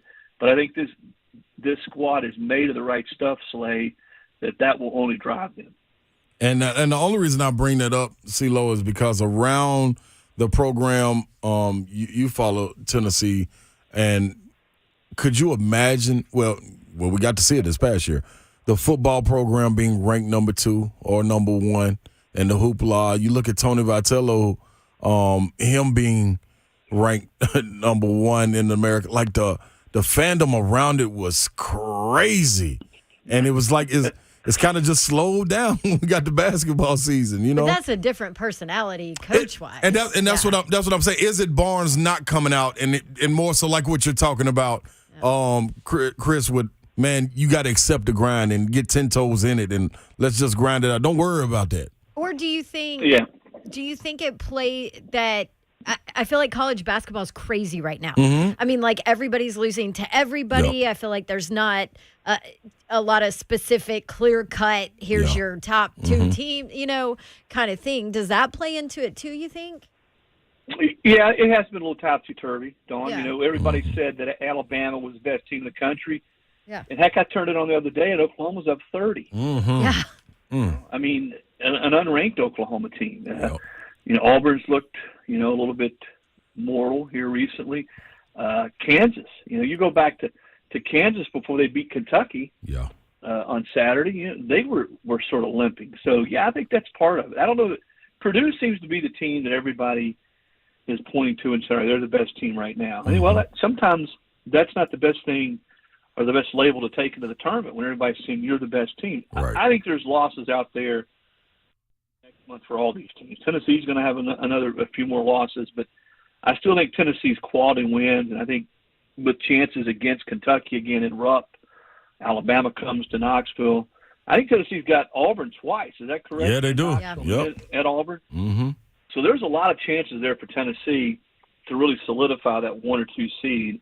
And I believe if they get to the SEC tournament and win more of those than they lose, some of those games I just pointed out, then they're going to be a 1 or 2 seed. Because I'm more convinced than ever after last year that the SEC tournament, when a game is played on Sunday, Tennessee won the championship last year on Sunday. I don't think the committee considered that whatsoever. Yep. I don't think that helps you at all at seed. I think when you go to Sunday, that bracket is done. Yes, it. Now, unless you're trying to play your way into the tournament. That's like A&M was. Yeah. Mm-hmm. And so if A&M had won, then obviously they're in. Right.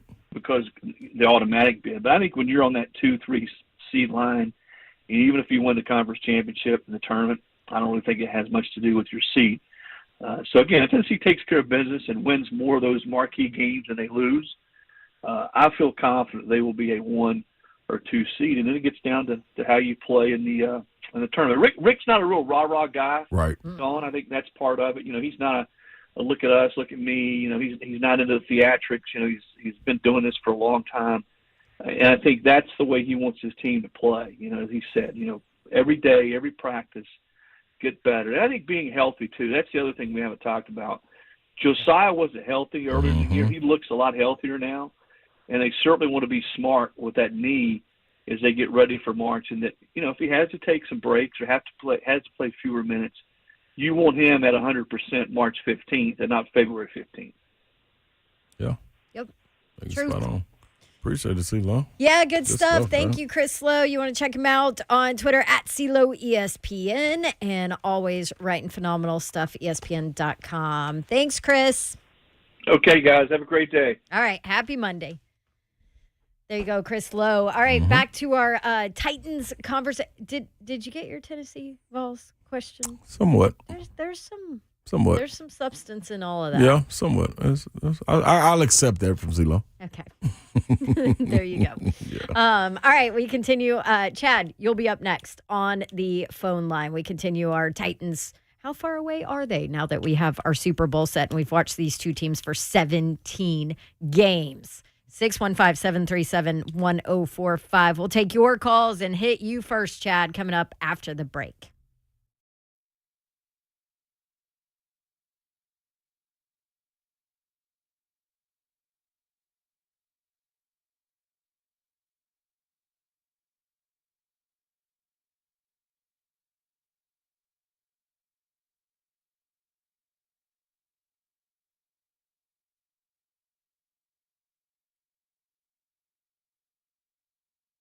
What's happening, people? Ron Slay here. Yes, I pay attention a lot. Are you paying attention? If you're not, then you're slipping. You got to be shopping around pre-owned vehicles in the last year. You're probably looking at the prices skyrocketing. That's crazy. I know it's crazy high also. But bottom line, really hasn't been the best time to buy a car. You knew it. I knew it. Everyone knew it. But that all comes to a screeching halt because the prices have come down. You probably don't realize how much.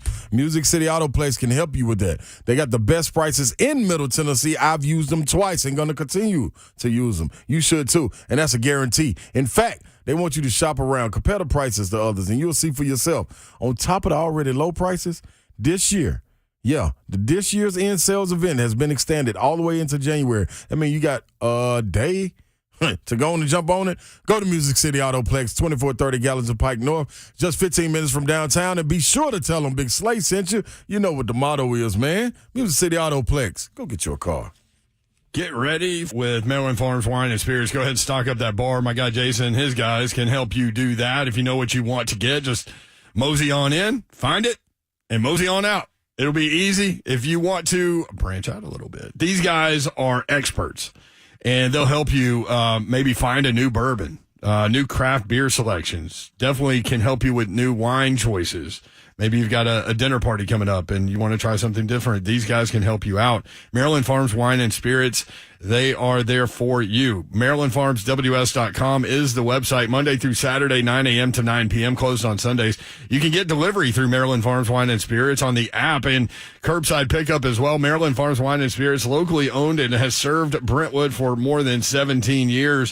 If you're looking for that perfect gift for a housewarming, birthday, just a thank you, Maryland Farms Wine and Spirits has customized baskets for you to grab and go. Wines, spirits, local olives, chocolates. It's the perfect gift for that cocktail lover. Every Wednesday is senior day, so come in for special discounts, and every day they honor the military discount. Case discounts every day, too. Check out my guys at Maryland Farms Wine and Spirits in Maryland Farms, 101 Creekside Crossing in Brentwood in the Public Shopping Center. Check them out now, Maryland Farms Wine and Spirits.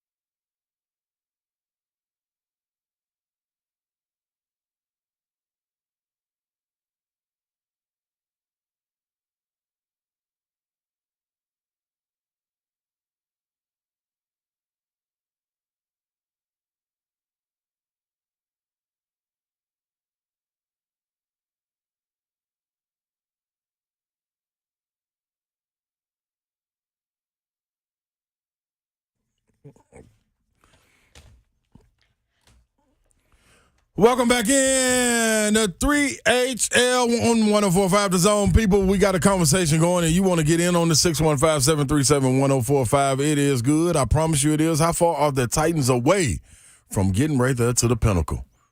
It's not tricky. No, it's not tricky at all. It can be done real easily. Yep, So it's called offensive lineman, wide receiver. health. You also got to deal with that whole salary cap issue. That's a big hurdle right now. Yes. What about health? People, health. Carthon. Hey, you know what? You've got a almost top 10 pick in the draft. NFL That is draft correct. this year. That's huge. And speaking of him, Rand Carthon, he will be on tomorrow. I know with Ramon Kelly and Will, and also Buck Rising, I believe. So Okay. They on are day. all in Mobile. Is it Mobile? Yeah, for the Mobile. Senior Bowl? Senior Bowl. We were talking. Okay. Well, we were talking about Mobile. Like, hey, Mobile is actually a kind of a cool little city now. I ain't never been to Mobile. No, it's no, it's not. This is what is right down by it's Florida, not. right? There's two cool things about Mobile, or three. It's a port if you want to go on a cruise. Which I had no idea. Yes, that's where my wife and I, when we went on our cruise for a honeymoon, that's where we went out of, was Mobile. So it has that. The Senior Bowl is absolutely amazing. Yes. And it is the original home to Mardi Gras. They do two different That's what Mardi I Gras heard. parades. That's right. They do a family-friendly version, and then they do the real Mardi Gras version. That is, Well, man. that's So, fun. yeah, so you can So go in tap the day in. with your family, and then at night when it gets wild. Okay, I like the night part. Other than that, stay away from There's it. your three good things That from is Mobile, all Alabama. you need. So y'all be careful down there. But yeah, they're all there for the Senior Bowl, so we'll check in with them. I saw Ramon, Kayla, and Will stopped at Buc-ee's Did on they? the way. Let me Yes, get I on think here and see what they they got going on. social Right there in media'd Athens. it. Yes, love me some Buc-ee's. Sad I could tell you the exit number. That's what's sad about it. No, everybody can tell you the exit number of Buc-ee's. What is so special about this place? Have you been? No. Hunk, All I you know know is- the exit number and you haven't been? What's Yes. wrong with you? All I know is that the entire city of Athens can get their gas at the exact same time because of that many gas pumps. That's all I know about the joint. Yeah, and they have like the best jerky. They got the best everything. Ever. You can be real. They got the best I everything. mean, there's so much to choose from. Like, oh, do you need a new fire pit? Go to Buc-ee's. Exactly. Would you like those frosted animal cracker cookies Head that to have Buc-ee's. sprinkles on them? You can go to Buc-ee's. Does your tooth hurt? We have a dentist here at Buc-ee's. Go to Buc-ee's. Like, seriously, you can get everything at Buc-ee's. Yeah. Well, is that simple? Yes. Okay, Chad, we said we were coming to you first, so we're coming to you to talk about the Titans. How far away are they for next season? Hey, how you doing? Good, What's how are happening, you? Chad? I'm okay. Just delivering my last load before I go home on a local truck driver in Nashville. I keep up with all the games, and I listen to y'all, and I appreciate everything y'all say. Well, But we sometimes appreciate I you. what I'm gonna say, I mean, I'm glad they got a real lot of people or whatever, but I think Tannehill have had his time here, and I know y'all love Tannehill. He can't do nothing wrong, and I actually got autographs from Tannehill. I met him personally. He's a cool guy, whatever. But I think he had his time with the Titans, and I think we need to start over because to get to the playoffs, to get to the Super Bowl, we got to be with a quarterback. And I know the line is kind of actually real messed up. I was going to say, But I take think- that kind of out of that, Chad. Yeah. Actually, but I'm saying we got to have that and a quarterback. And like I say, AJ Brown, and I'm gonna pull up this. He's going to the Super Bowl. And one of the reasons AJ Brown's going to the Super Bowl because AJ Brown was the type of receiver where he could be on the best cornerback, but he can get that space. And if he get that space, Tannehill can hit him. But he don't throw good passes. Like just say for instance, like with Julio can make the cuts. Like AJ Brown can make the cuts to get open every time. Don't get me wrong. And they had this connection. I used to watch them on the sideline. They were side by side. This year, we got so many receivers that we didn't even know who they were. Tannehill didn't have a connection with them. It got to be a Batman Robin thing for us to carry this thing on. You know what I'm saying? So at the end of the day, if we gonna get some receivers in that he gonna be able to collab with, we'll be okay. But if he don't get some receivers in that he gonna get a collab with, man, we got to get somebody in there that's going. The quarterback is the key, even though the line. I mean, understand that, but he got to come in and be like, hey, we doing this, we doing this. Hey, get open on this play. It's got to get back to the old football, like these other guys that's doing. You know what I'm saying? To win some games. And our quarterback, our defense is trash, bro. I don't know where they getting these guys from, but these quarterbacks, they holding people every time. I mean, like I do a lot of strategizing of the game. I actually record the games and slow them down and watch them myself. And I'm like, bro, our defense is ridiculous. I mean, if we got a a bad offense. At least we got to have a good defense, or either we got a bad defense or a good offense. It got to work both ways. So I mean, you know what I'm saying? Like, okay, if we had a bad offense, if we can stop them from scoring, we can win by 3 points. All right, appreciate that, Chad. Thanks, you on Chad. point. Yes. Drive safe out there I think too, bro. Chad is delivering here. I hear the wind. Yeah, I do. For sure. Like Chad had some points that I would love to get into, but as far as just straight off, since the last point you left off with was defense. In those situations, I disagree also. One, it goes back to health for me. Two, your pass coverage is only good as your rush of the quarterback. So your quarterback pressure is only good. That goes hand in hand. And when those guys are healthy, nobody. I don't think Roger McCreary is garbage. No, I don't either. I don't think Christian Fulton is either. Right. When he's healthy. When healthy. Right. You know what I'm saying? And I don't think nobody in the league can defend longer than 3 seconds. We have to ask Hitman, but nobody can cover a receiver that can run multiple routes and start to break the route off and get to where you want to get to in the quarterback's. Like, it goes hand in hand. So that's one point.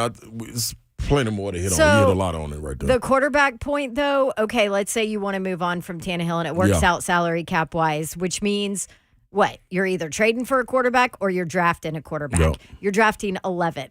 That's not high enough to where you're going to get that changing quarterback. That franchise changing quarterback, right?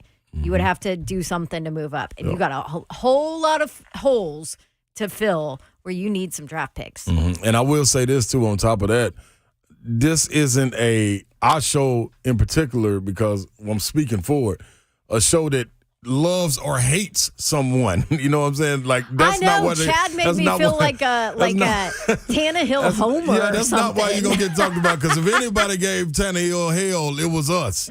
Especially after last season, and I stood on it in the preseason saying, watch him come back and have a great year. In the postseason, like, we gave him what, man? Like, so, I mean, I feel you, Chad. It is what it is. Keep on calling, brother. We appreciate and love you, and be safe out there, man. Truck drivers. You love all the truck drivers. Big Mo. We're not Tannehill homers. No, I know by far. We just factor in options. Yeah, and who he you might going be to? the best. I think that's the biggest thing. So, yeah.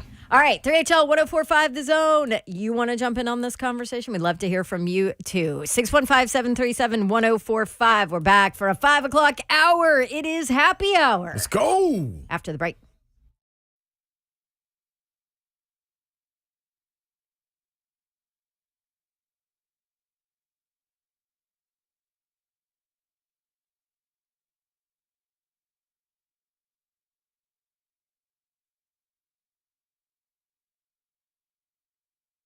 Yes, there you go. You heard it. They are Bucks at the Senior Bowl. Ramon Kayla will at the Senior Bowl. So we will check in with all of them starting tomorrow on some of the upcoming prospects. Do you need to check in on your closet space or your garage? It's about to be cold again. Can you fit your car into the garage?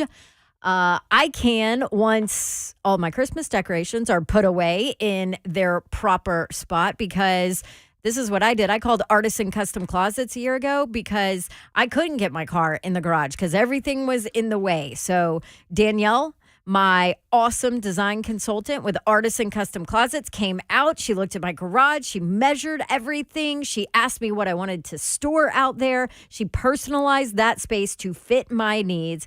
Free consultation at my home, then gave me these 3D plans that laid out all of my options. I could pick and choose and change things, laid out my cost.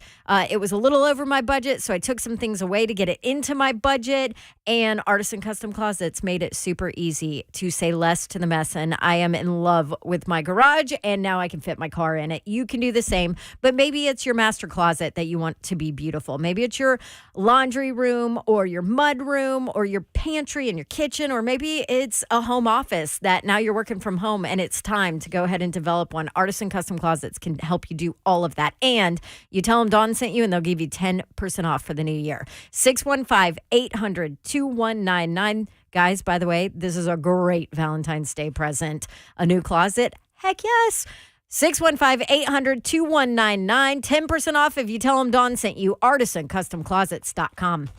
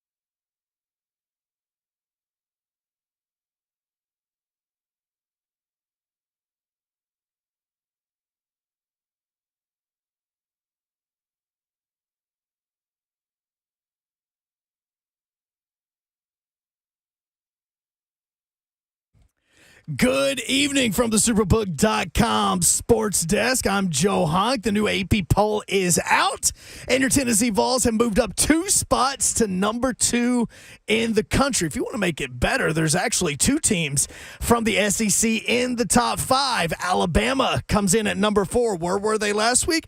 That would be number 2. So Tennessee took over that spot. Just a little while ago, we found out some news about Brock Purdy. Matter of fact, earlier today, you heard this on 3HL. I've been throwing after the hit occurred on the sideline just to see where I was at, but even in those throws, it was painful, and so I couldn't throw anything probably over 10 yards, 5 yards. That's why we just had some screens. That was really our only option when I went back in. And the 49ers have found out just about over an hour ago that Brock Purdy actually tore his UCL in his throwing elbow and that he will be out at least 6 months. For all your foundation repair and waterproofing needs, you need to visit USSTN.com. Breaking news at once on your home for the Vols, the flagship station for your Tennessee Titans, and home to 3HL. This is 104.5 The Zone.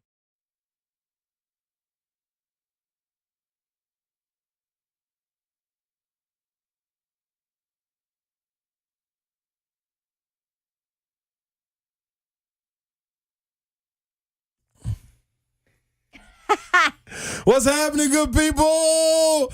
Beautiful, beautiful Monday, and the sun is still out there. Babsy, we are still just creeping along away from the nighttime. The sun is still out there? I mean, it's light out. Zero it's light. sun out It's there. light out there. Out there today? It's light out there. No, it was nasty. It was rainy. It was soggy. I can't even walk in my front yard because there's nothing but mud and muck everywhere. Well, ladies and It is gentlemen, not a beautiful day in Music City, and it's about to freeze and be cold overnight.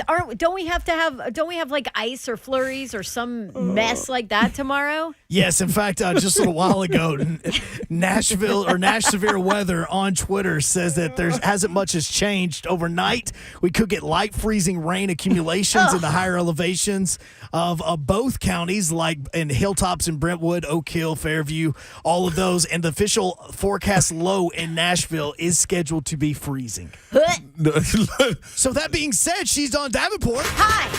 That's Bonk. That's Bonk. Every freaking Monday. Twitch, please. Twitch, please.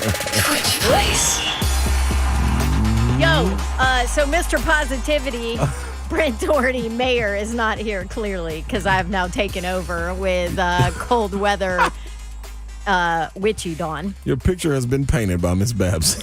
It was almost like it hit me in the break. Like, It did. Like, it's about to be 32 degrees, and I'm done with it. Take me to Phoenix right now. it's over. It's over for you, huh? You're done with that climate. Done. He's Ron Slay. Hello. Good old Rocket Top. This kind got no roof. This Sorry, kind that got was a lackluster. It's okay. It's okay, Babs. The weather will do that at times, man. Good thing, though. We are powered by Spring Hill Heating and Cooling, SpringHillAC.com, 3HL on 104.5 The Zone. Welcome in, man. This is the time everybody's been waiting on. 5 o'clock, you're headed home. It's happy hour. Yeah, it's happy hour. Time to get happy. Even though Come on, Babsy Babs. painted you a picture of Doom and gloom. Well, I will let bit you of guys know that our first official day in Phoenix right now, the weather is scheduled to be a high of 67 and sunny. That's Okay. pretty good. That's not bad. That's It's solid. San kinda Diego chilly, weather. though. That is. Like, That's solid. 67 is still chilly, though. I mean, like, is that still a jacket? That's sweats for me. I know that for Yeah, sure. that'll be a jacket because it's a lot of flat terrain there as well, so you're going to get wind. So is that like a sweater? No, or- I would say light jacket, long sleeves. Okay. At night, you may want to make sure you have the jacket whenever you roll out because the lows are going to maybe be like- in the 40s. Oh, seriously? Yeah, low No. Tuesday night when we get there is going to be 41. The day after is going to be a low of right now 43. Wow. Well, that kind of stinks. Well, guess what? The good thing is, What's the weather in Nashville that week? that's a good question. All right, so the weather we're wanting to compare so that we can make Dawn feel better. The weather I don't think next that's gonna help. week, high of 61 on Tuesday when we leave, but raining. Wednesday, okay. high of 54 and raining. Okay. So it's rainy. At least we're going to the sun. I need sun in my life. State. Okay. Yeah. No, you'll get it. And we got our rep that's coming, RJ, in the chat, man, letting us know all the spots to hit it, what he got lined up for us. Oh, RJ in Phoenix. Yeah, he going to hold us down. Mm-hmm. We actually get to come see you. Yes. We have So a tour guide. If you're wondering what the heck we're talking about, the Super Bowl. Super Bowl 57. That's right. It's set, people. Is set, and it is in Phoenix. It is Sunday the 12th. It is 5:30 kick, 5:30 Central Time, right? Mm-hmm. Well, I guess you say 5:30 kick, it won't kick then. Yeah. Probably be 6 o'clock kick. Right. But regardless, that's way better than normal. Most I feel like, definitely is. I guess with it being in Phoenix, you get a better kick time there. So, yeah, Super Bowl 57, Philadelphia, Kansas City. Not sure what it opened at. Do you know? No. I know what it is now. What is it now, Babsy? Philadelphia -1.5. Over under 49 last time I looked. See, that's that 49 number that just get people in trouble. That's just right there on the border. We need some shift to take place. I think I'll hold out and wait before making wagers on this game so far. I absolutely would, because you have no idea what you're going to get. I mean, you got 2 weeks. That number is too close to jump on it, right? I act like I know what I'm talking about, like I'm Todd Furman or something, or Alan Bell or one of our experts. But anyway, you've got 2 weeks. They've got 2 weeks of practice. You never know, injury-wise. Right. Hey, that's 2 weeks for Patrick Mahomes to Get heal healthy. up. Yep. Yeah, what was your Healthier. take on his play and his high ankle sprain? I thought his play was good. I thought he managed his the pain threshold, especially as far as when it came to rolling left and having to stop on that right leg and plant. I thought that was difficult, but he stayed away from that a lot, so that was good. He also had good balance as far as being into the pocket, rushing, and keeping bodies falling away from him. And trying to and take those hits, run when he could. His offensive line did a great job, too, of trying to keep him clean after the ball was released. You know what I'm saying? Sometimes you get caught up in the trash in the offensive line and defensive line battling, but he did a good job of that, man. I think he was Pat Mahomes. I also think that Cincinnati helped him, with the penalty. But that defense really stepped up. I asked a question going into that last 2-minute drive. Who steps up in this situation and their legend grows? Is it Chris Jones or is it Joe Burrow? Chris Joe Burrow Jones, who had 2 sacks in that series. Yeah. He changed it. He begged to get back to this point. Last year, he felt it was his part, his responsibility that he let the team down, even though it wasn't. But he wanted to take it on his shoulders and get his team over the hump. And, man, he dominated. I mean, dominated. It was amazing. It was nothing they could do with him. He changed that game on his own at that last drive. Joe Burrow, 26 of 41, 270 yards, 2 interceptions. I will say this, you never counted Burrow out, though. That's for sure. Mahomes, 29 of 43, 326 yards, 2 touchdowns, and, of course, that huge scramble there at the end with the late hit by Osai to set up the game winner, a 45-yard field goal from Harrison Butker to take the win. And the Chiefs now headed to their 3rd Super Bowl in 5 years, which I feel like social media was like this big ball of complaining about the officiating and saying we're tired of Mahomes and Andy Reid Super Bowl and blah, blah, blah. Can't stop him. When you look at the have Eagles. to build a team. If you're the Titans, I know this is obvious, but big picture, you're not building a team to beat the Colts and the Texans and the Jags now, right? Not. You have to build a team to beat Patrick Mahomes. You do. Yeah, that's exactly what you have to do. And we're going to get into this more, man. We got Buck Reising coming up at 5:30. 615-737-1045. You can be interactive on Facebook, YouTube, Twitter, and Twitch. Oh, Twitch, please. I forgot. See, this is what happens when Mayor's not here. Okay, I forget Babs. to It's remind okay. you. That's what we do. We got each other's back in this situation. Don't worry about it. We got it. Y'all have our back and stay tuned with us.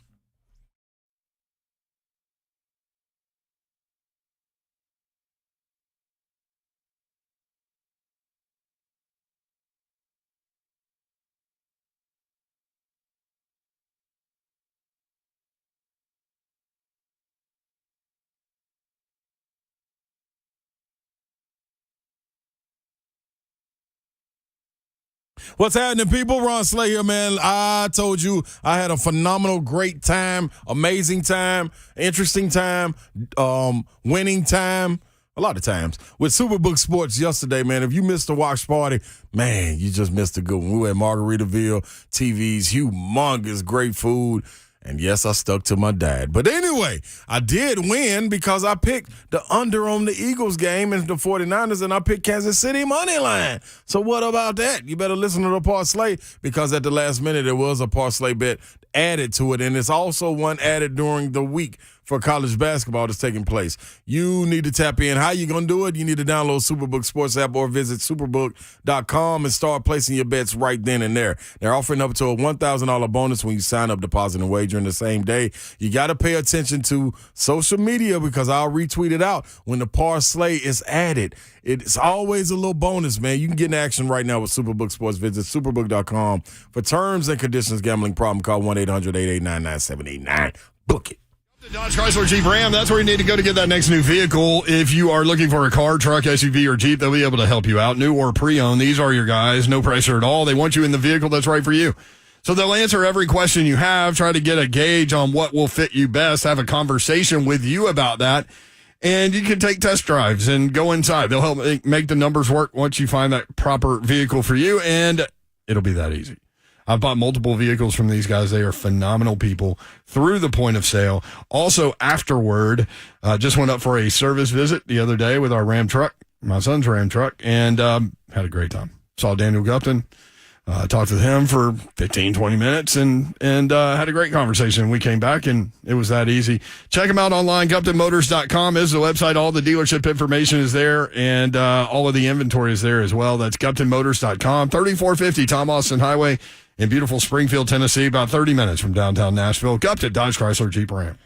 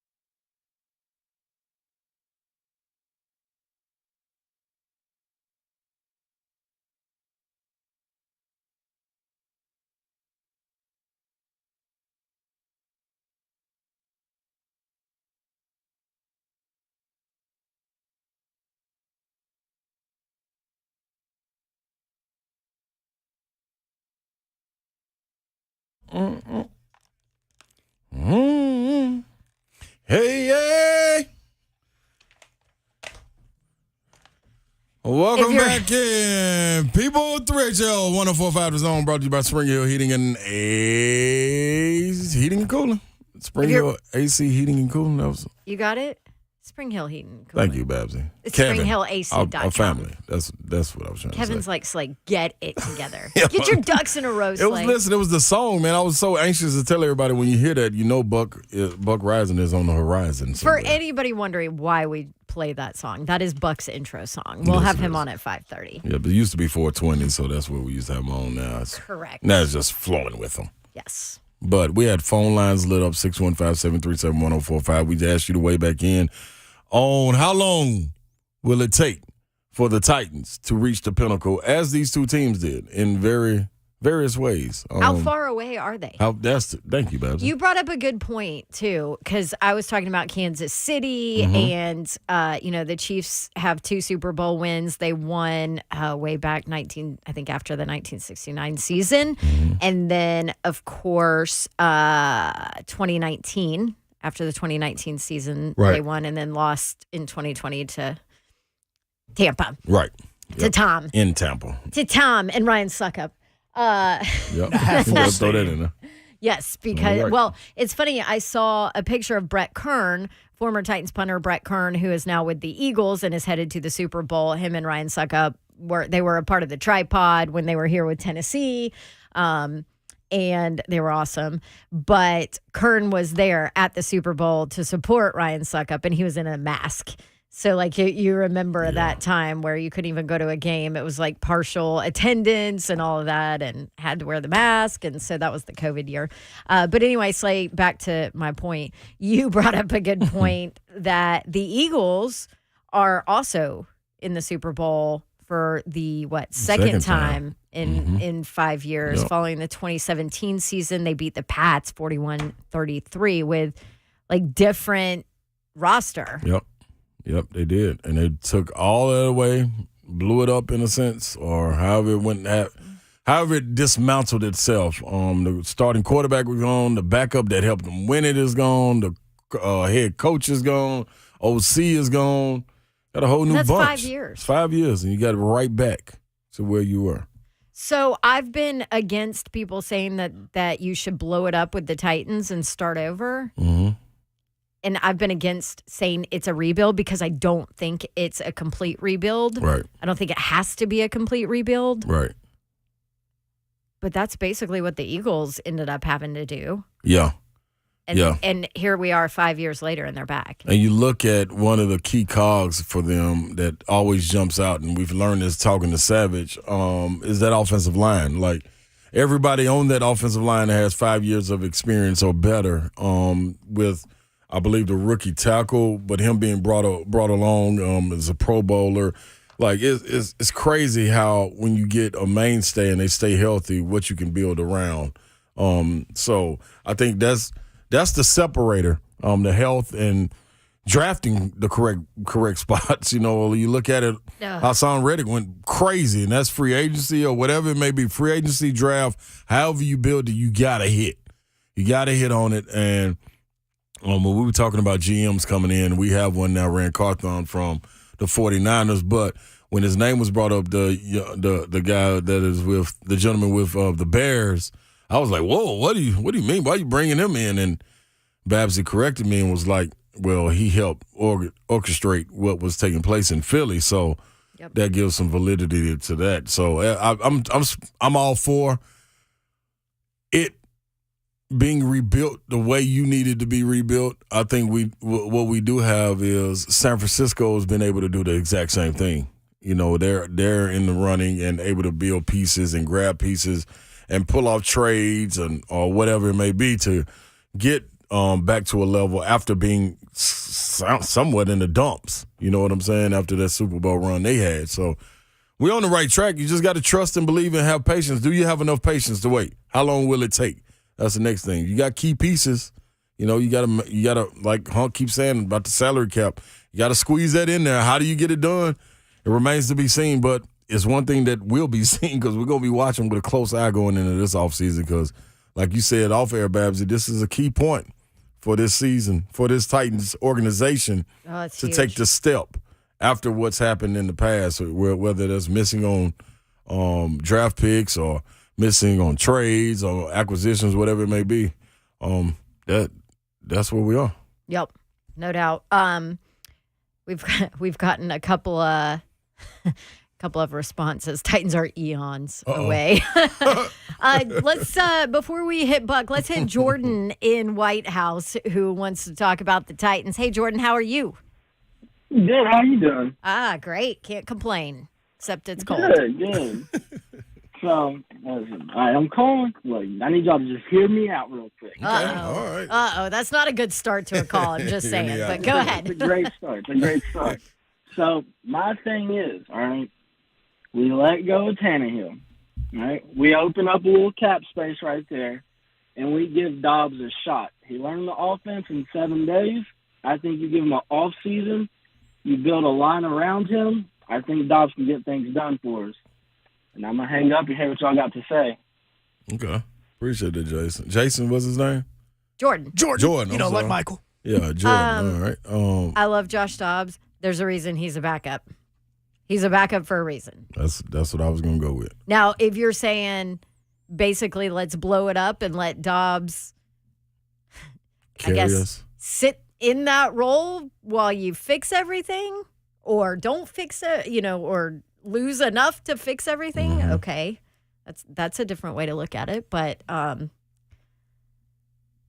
That's tough. I mean, I guess I love Josh Dobbs. Don't get me wrong. I have to preface it with that, but I guess Dobbs could get you a high pick. Yeah, right? I mean, especially if he doesn't have an offensive line to protect him. See, and that's the thing. I just say that because honestly, I feel like he has had opportunities. There's a reason that he is a perennial backup. Mm-hmm. And there's a reason wrong with he's that. It's available career for that. But right. if in order to lead your group, that quarterback has to be that guy. Yeah, I'm gonna be honest. You got to have that guy, or at least have someone established that you think that you can rely on to carry you there. Dobbs is super smart. Could he adapt? Yes. Is that what you see long term going down and going into the future? No, I don't. Mm-mm. I don't. No, I think no. And there's no way Vrabel is going to be okay with allowing that to happen either. So, all right. Before Buck, let's jump in with Mary in Denver, Colorado. Hi, Mary. What up, Mary? Hey, you remember, Dawn, when I called you last week about the crossing guard thing? I do, yes. Okay. Well, this afternoon when you were complaining about how cold it is in Nashville, I just wanted to let you know that this morning when I got up at 6:30 Colorado time, 7:30 Nashville time, it was 0. Oh, geez. What? And at 2 o'clock that morning, it was 12 below. And the high today is 10. What? But the wind's not blowing. And it did snow some, but it wasn't a lot of snow, but I'm from Nebraska, so Nashville still probably would have panicked.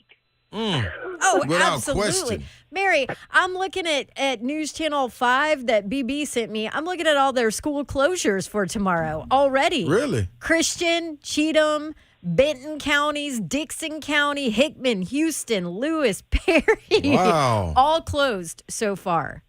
Yeah. Yeah. Robertson County closed. We don't deal good with that, Mayor. No, we don't. Say what? We don't deal too hot with with snow. With It's cold certainly not temperatures. zero. Period. And you're so right, Mary. There ain't no way I would want to be out there in this pouring rain at 7 a.m. Cross garden. You're right. My son was listening to 3HL, and he sent me a text. He said, "Was that you on the phone?" And I said, "Yes." He said, "Oh my God, Mom." I love it. Well, hopefully he's listening now. We'll give Mary's son a shout out. Thanks, Mary. We love you, Mary from Denver.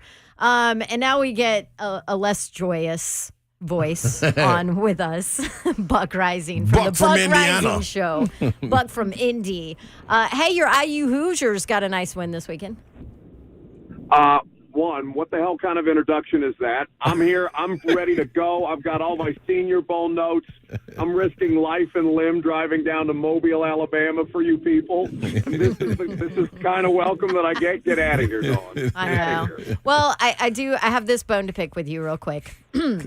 Oh, good. I heard through the grapevine, AKA our fabulous listeners on this radio station, all informed me that you said that I was all talk, I was just a bunch of hot air, that you're not scared of me, blah, blah, blah. So I'm just telling you, I'm coming for you. It'll be after you get back from the Senior Bowl, but watch your back. Now you've challenged me, and I have to prove to you that I'm not just all talk, and now I have to make you pay. So this is where we are, Buck. You're going to lose, Dawn. Like, you don't want to – here's the problem. Like, you're too good to stoop down to my level. You won't have Buck, Robert I already have. sit in your chair. And oh no. Oh yeah, the plan's already in motion. The plan is in motion. Yeah. Yeah. Oh, so this is a long con. Oh yeah. And I may or may not have involved Robert and Lucas. All right. Well, they were never loyal to begin with, so like I have zero expectations for them whatsoever. Like I'm completely done with that. Buck said they were never loyal to begin with. No, All right. Slay knows. Yes, He's in I the do. group text. He knows. Yes, Yeah. I do. All right, Buck, Senior Bowl. What are you looking forward to most seeing? Well, I'm going to talk to Rand Carthon tomorrow. I know you guys had him on right after the press conference, but Yeah. Good opportunity for me to kind of get a little better idea of maybe some things about the roster he wasn't necessarily going into at the time. Quarterbacks this weekend or throughout the course of this week, I honestly think that's fascinating as a part of this team's discussion. I'd be curious to get Rand Carthon's thoughts on this because, we don't have Will Levis down here this week. He decided not to play the Kentucky quarterback. You make of that what you want to. I know. What do you make of that? Kill him. Well, I mean, if he seems like pretty consensus first round, doesn't he, Dawn? Right. Yeah. So what does he have to gain from playing? I agree. Right. Because my initial reaction was like, okay, buddy, you could do a little better. Like your junior tape was great. And I think everybody thought this year, his senior season, he'd elevate. Some things around him changed, and it was a poor year for him. He had some injuries as well. You got to give him credit where it's due. But I certainly think he could stand to make himself some. I think it could benefit optically, but as far as financially, which is why a lot of dudes are down here to see how much better their draft stock. I just don't think it's worth it for Will Levis right now to do the cost-benefit analysis that way. Well, shoot, Mel Kiper has him going 5 overall anyway. That's crazy. So what's the point? I mean, all these scouts talk big time about him. So yeah. Oh yeah, no, I mean Mel Kiper says he's the best quarterback in the draft, which blows my mind. Mm-hmm. Yeah, he said he's not going to be the first quarterback taken, but he's going to end up being the best quarterback in the draft. Which I worked that Tennessee Kentucky game where now granted he had the ball the entire game because that Tennessee defense was out there the whole time, but I did not see that. I wasn't that impressed with him. So I think this is going to be a fascinating one to watch. So he's not even there. He turned it down. No. But Hendon Hooker is there, even though he's still rehabbing that ACL. Although he's off crutches, I saw, which is pretty impressive. Said he should be running by the end of March. So he is there. I'm assuming he's going to be doing a ton of interviews since he's not actually playing. Oh yeah, well I think I already the report from that was from Tom Pelissero, who did a sit down with him. So it's the kid, he's on the front end of NIL marketing in college sports. He understands marketing is now a big part of this, and so I don't blame him for going down there and trying to get in front of as many people as humanly possible. Because Dawn, you know this as well as I do. This is really for the coaches, this is like their first opportunity to kind of get on the same page as the scouting staff and, like, you know, work with these dudes, see them up close, and really dig into their deep draft analysis, right, where they've got the personnel people working on this stuff year-round, from area scouts and on up the rankings, for lack of a better term, to the general managers. But, like, for the coaches, this stuff is huge. So if Hendon Hooker can, you know, get in front of some people and interview well, which there's no reason to believe he can't do that, at the very least, and the medicals are promising, good for him. That's fantastic. But as far as, like, quarterbacks who are down here, like Max Duggan from TCU, whose last we all saw was, I mean, just in absolute hell against the Georgia defense, like an unbelievably difficult thing for TCU to kind of go through in the national championship game. But, you know, Max Duggan is somebody who's going to be here. I think he's somebody like, you know, potentially Desmond Ridder or Malik Willis even, who I think elevated themselves at the Senior Bowl. They took up a lot of the oxygen around the discussion last year. But, like, honestly, when you talk to scouts about it, I think Senior Bowl is where Kenny Pickett really put himself into the first round for all the necessary details that it takes to play the quarterback position that the coaches can now get hands-on, understand, and impact the evaluations that way. So I think Duggan is somebody definitely who I'm going to be keeping an eye on this weekend. And Clayton Tune from Houston, he's another one I'm watching. Yeah. God, I feel like he was at Houston forever. What is he, like 27 years old? You know, well, Hendon Hooker's 25, so, you know. Yeah, they're probably about the same age. Yeah, they're close. Interesting. Okay, offensive lineman is... Yeah, that's what I can't wait to hear about. I mean, and I know it's not sexy, and, you know, it's not like you're like, oh, I can't wait to go watch that offensive lineman practice. Yeah. But we know the Titans need there. Oh, God, are you kidding me? I watched the whole... Respectfully to Dennis Daly, like, I watched the whole season of the Titans tackles play football. Like, I'm fired up to see if I can't see anything that resembles competent tackle play on both sides, frankly. Because, like, honestly, NPF, you know, whatever, he's a rookie offensive lineman, they certainly struggle out the gate. Evan Neal, who's one of the top prospects this past year with the Giants, it takes some time, so you don't want to hammer him unnecessarily. But, like, neither tackle played terribly well throughout the course of the season. So Darnell Wright, I think, is somebody who locally is going to be very, very much discussed. He was an absolute stud when they got him back on the right side and playing what felt like a more natural position. I think the interior offensive line, you'll hear Florida Osiris Torrance. He's kind of it's not complete consensus, but he's regarded as the best interior prospect who's going to be down here.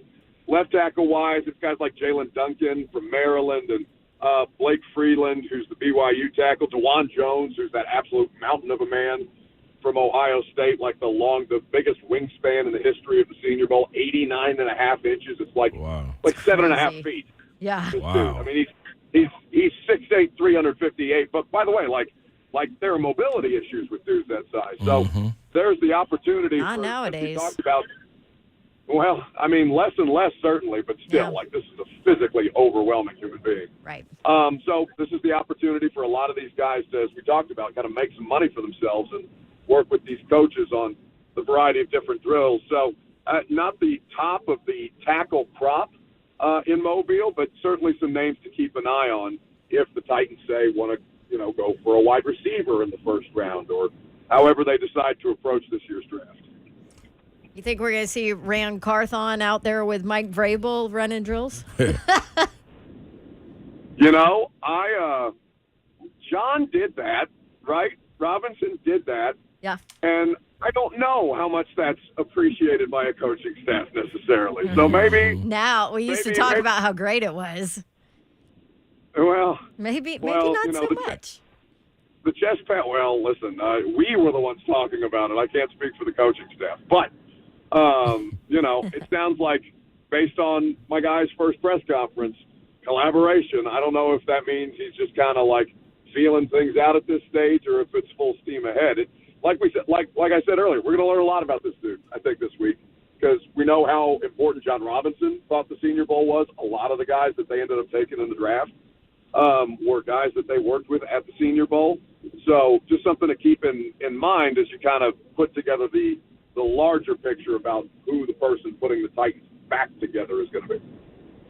I appreciate that, Buck. Can't wait to hear that, man, especially with the offensive lineman, this being their probably last time being able to have contact. You know, when you go to the pre-draft camps, it's, you know, one-on-one, and it's not – this is right here. This is the guys getting in the line of fire. So it'll be interesting to see how this plays out. Hey, Buck, you were actually good today.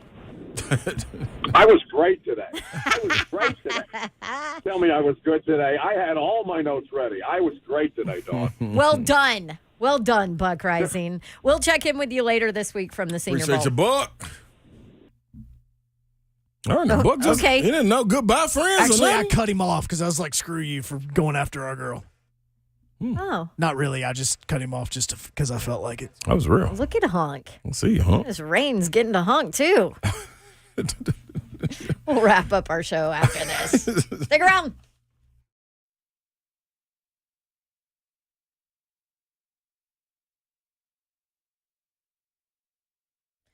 Oh, Valentine's Day. It's right around the corner. Maybe you want to make sure you don't screw it up. I got you covered. And it's called A Moment's Peace Salon and Day Spa. Everybody loves spa gifts. Everybody. I promise you. The significant other in your life might even love a couple's spa day. Have you ever heard of that? You want to get some extra bonus points there?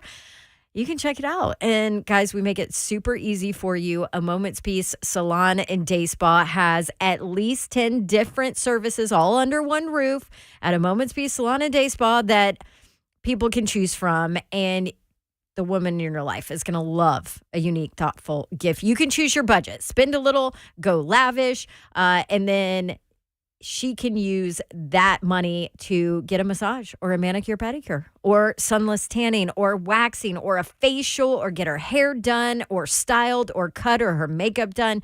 And they also have great gifts in their lobby, which smells amazing too, by the way. If you want some professional advice on how to make the best choice or make it beautiful or make it fancy, they can do that too. All you have to do is stop by A Moment's Peace Salon and Day Spa.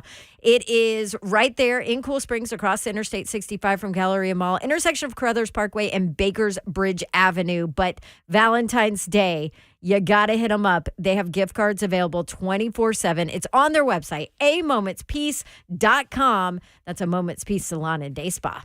You get tired of the way your house looks, you can make an easy change, and it'll be drastic by changing the flooring. And Buddy Allen Carpet One can help you out in Donaldson, 615-883-3289, 2405 Lebanon Pike in Donaldson, BuddyAllenCarpet1.com. Locally owned and operated by the Allen family for more than 55 years. Zach, Jenna, and Judson Allen are great people. Number one, I've known them a long time. They're awesome. They are in the store every day to help you out through the installation process. Big box stores give you 1-800 number and then turn you over. Not going to happen with these guys. They'll handle everything. Free in-home measures and estimates. Again, 2405 Lebanon Pike in Donaldson, 615-883-3289, BuddyAllenCarpet1.com.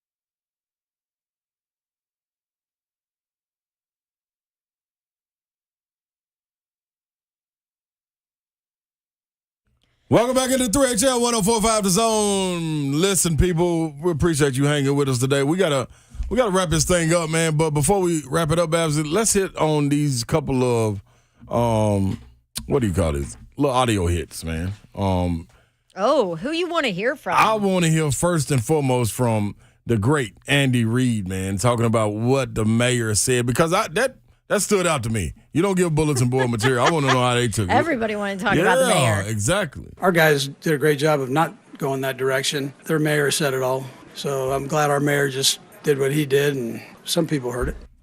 Really? That's the thing. What? Who cares? Stop going after the dang mayor. No, Babsy. It's all in fun. Who gives a shiano? You saw how much that fueled them? No, Babsy. That is fake. You can't as a mayor go out there and you get on the platform you got where everybody's gonna hear it and you hollering out, you gotta play us day, you gotta see us day, or so whatever he said, and then Burrowhead, you gonna say that? Dog, you don't get to say that. Did you see Kelsey in the Mahomes postgame? Yeah, I mean, first off, I just want to thank God, man. Oh my gosh. Mahomes is thanking God, and here comes Kelsey. Woo! It's Mahomes' house. And they took it's that. Mahomes' house. And you see the way Chris Jones played at the end of his presser. He said, "I'll see y'all at Burrowhead." Mm-hmm. Hey man, you don't. Not a team that's motivated, man. You don't do that. I'm sorry. Like it'll be different if this was in your DNA, Cincinnati, and you've been able to overcome it. The reason it's not Cincinnati's fault their mayor taught. Yes, it was. They fed them. I just think it's the players that were on the sidelines in Buffalo saying, "See y'all at Burrowhead," and he bought into it. Mayor, let us do this. You're not a part of this. That's so over dramatic. Man, who cares what the mayor says? Well, apparently Kansas City. Apparently they Travis took it. Kelce. Yeah. Hey man, can we end it with Jalen Hurts? Yes. What did he say, I Hunk? don't know. Hunk might get mad at me. On the road to victory. Fly, Eagles, fly. Score a touchdown, 1, 2, 3. Hit 'em low. This is hit the 'em most high, off-key. and watch those Eagles fly. Fly, Eagles, fly. Props, Jalen. Props to Jalen. Fly, baby, fly. That ought to make you smile because it was so bad. So bad. Gotta love it, Babsy. Hey, lots of school closings and delays for tomorrow. Be safe. I don't have time to go over the entire list, but go check it out. I know Wilson County is one of them. Trousdale, Sumner, Stewart, Smith, Robertson. Can I make it? Priest Lake Academy. Yes, I can. Perry, Lewis, Houston, Hickman, Dixon, Christian, Cheatham, Benton, all closed because of ice. Seems like everybody will be listening to 3HL and 104.5 The Zone tomorrow. Stay right up, people. Rip off the knob.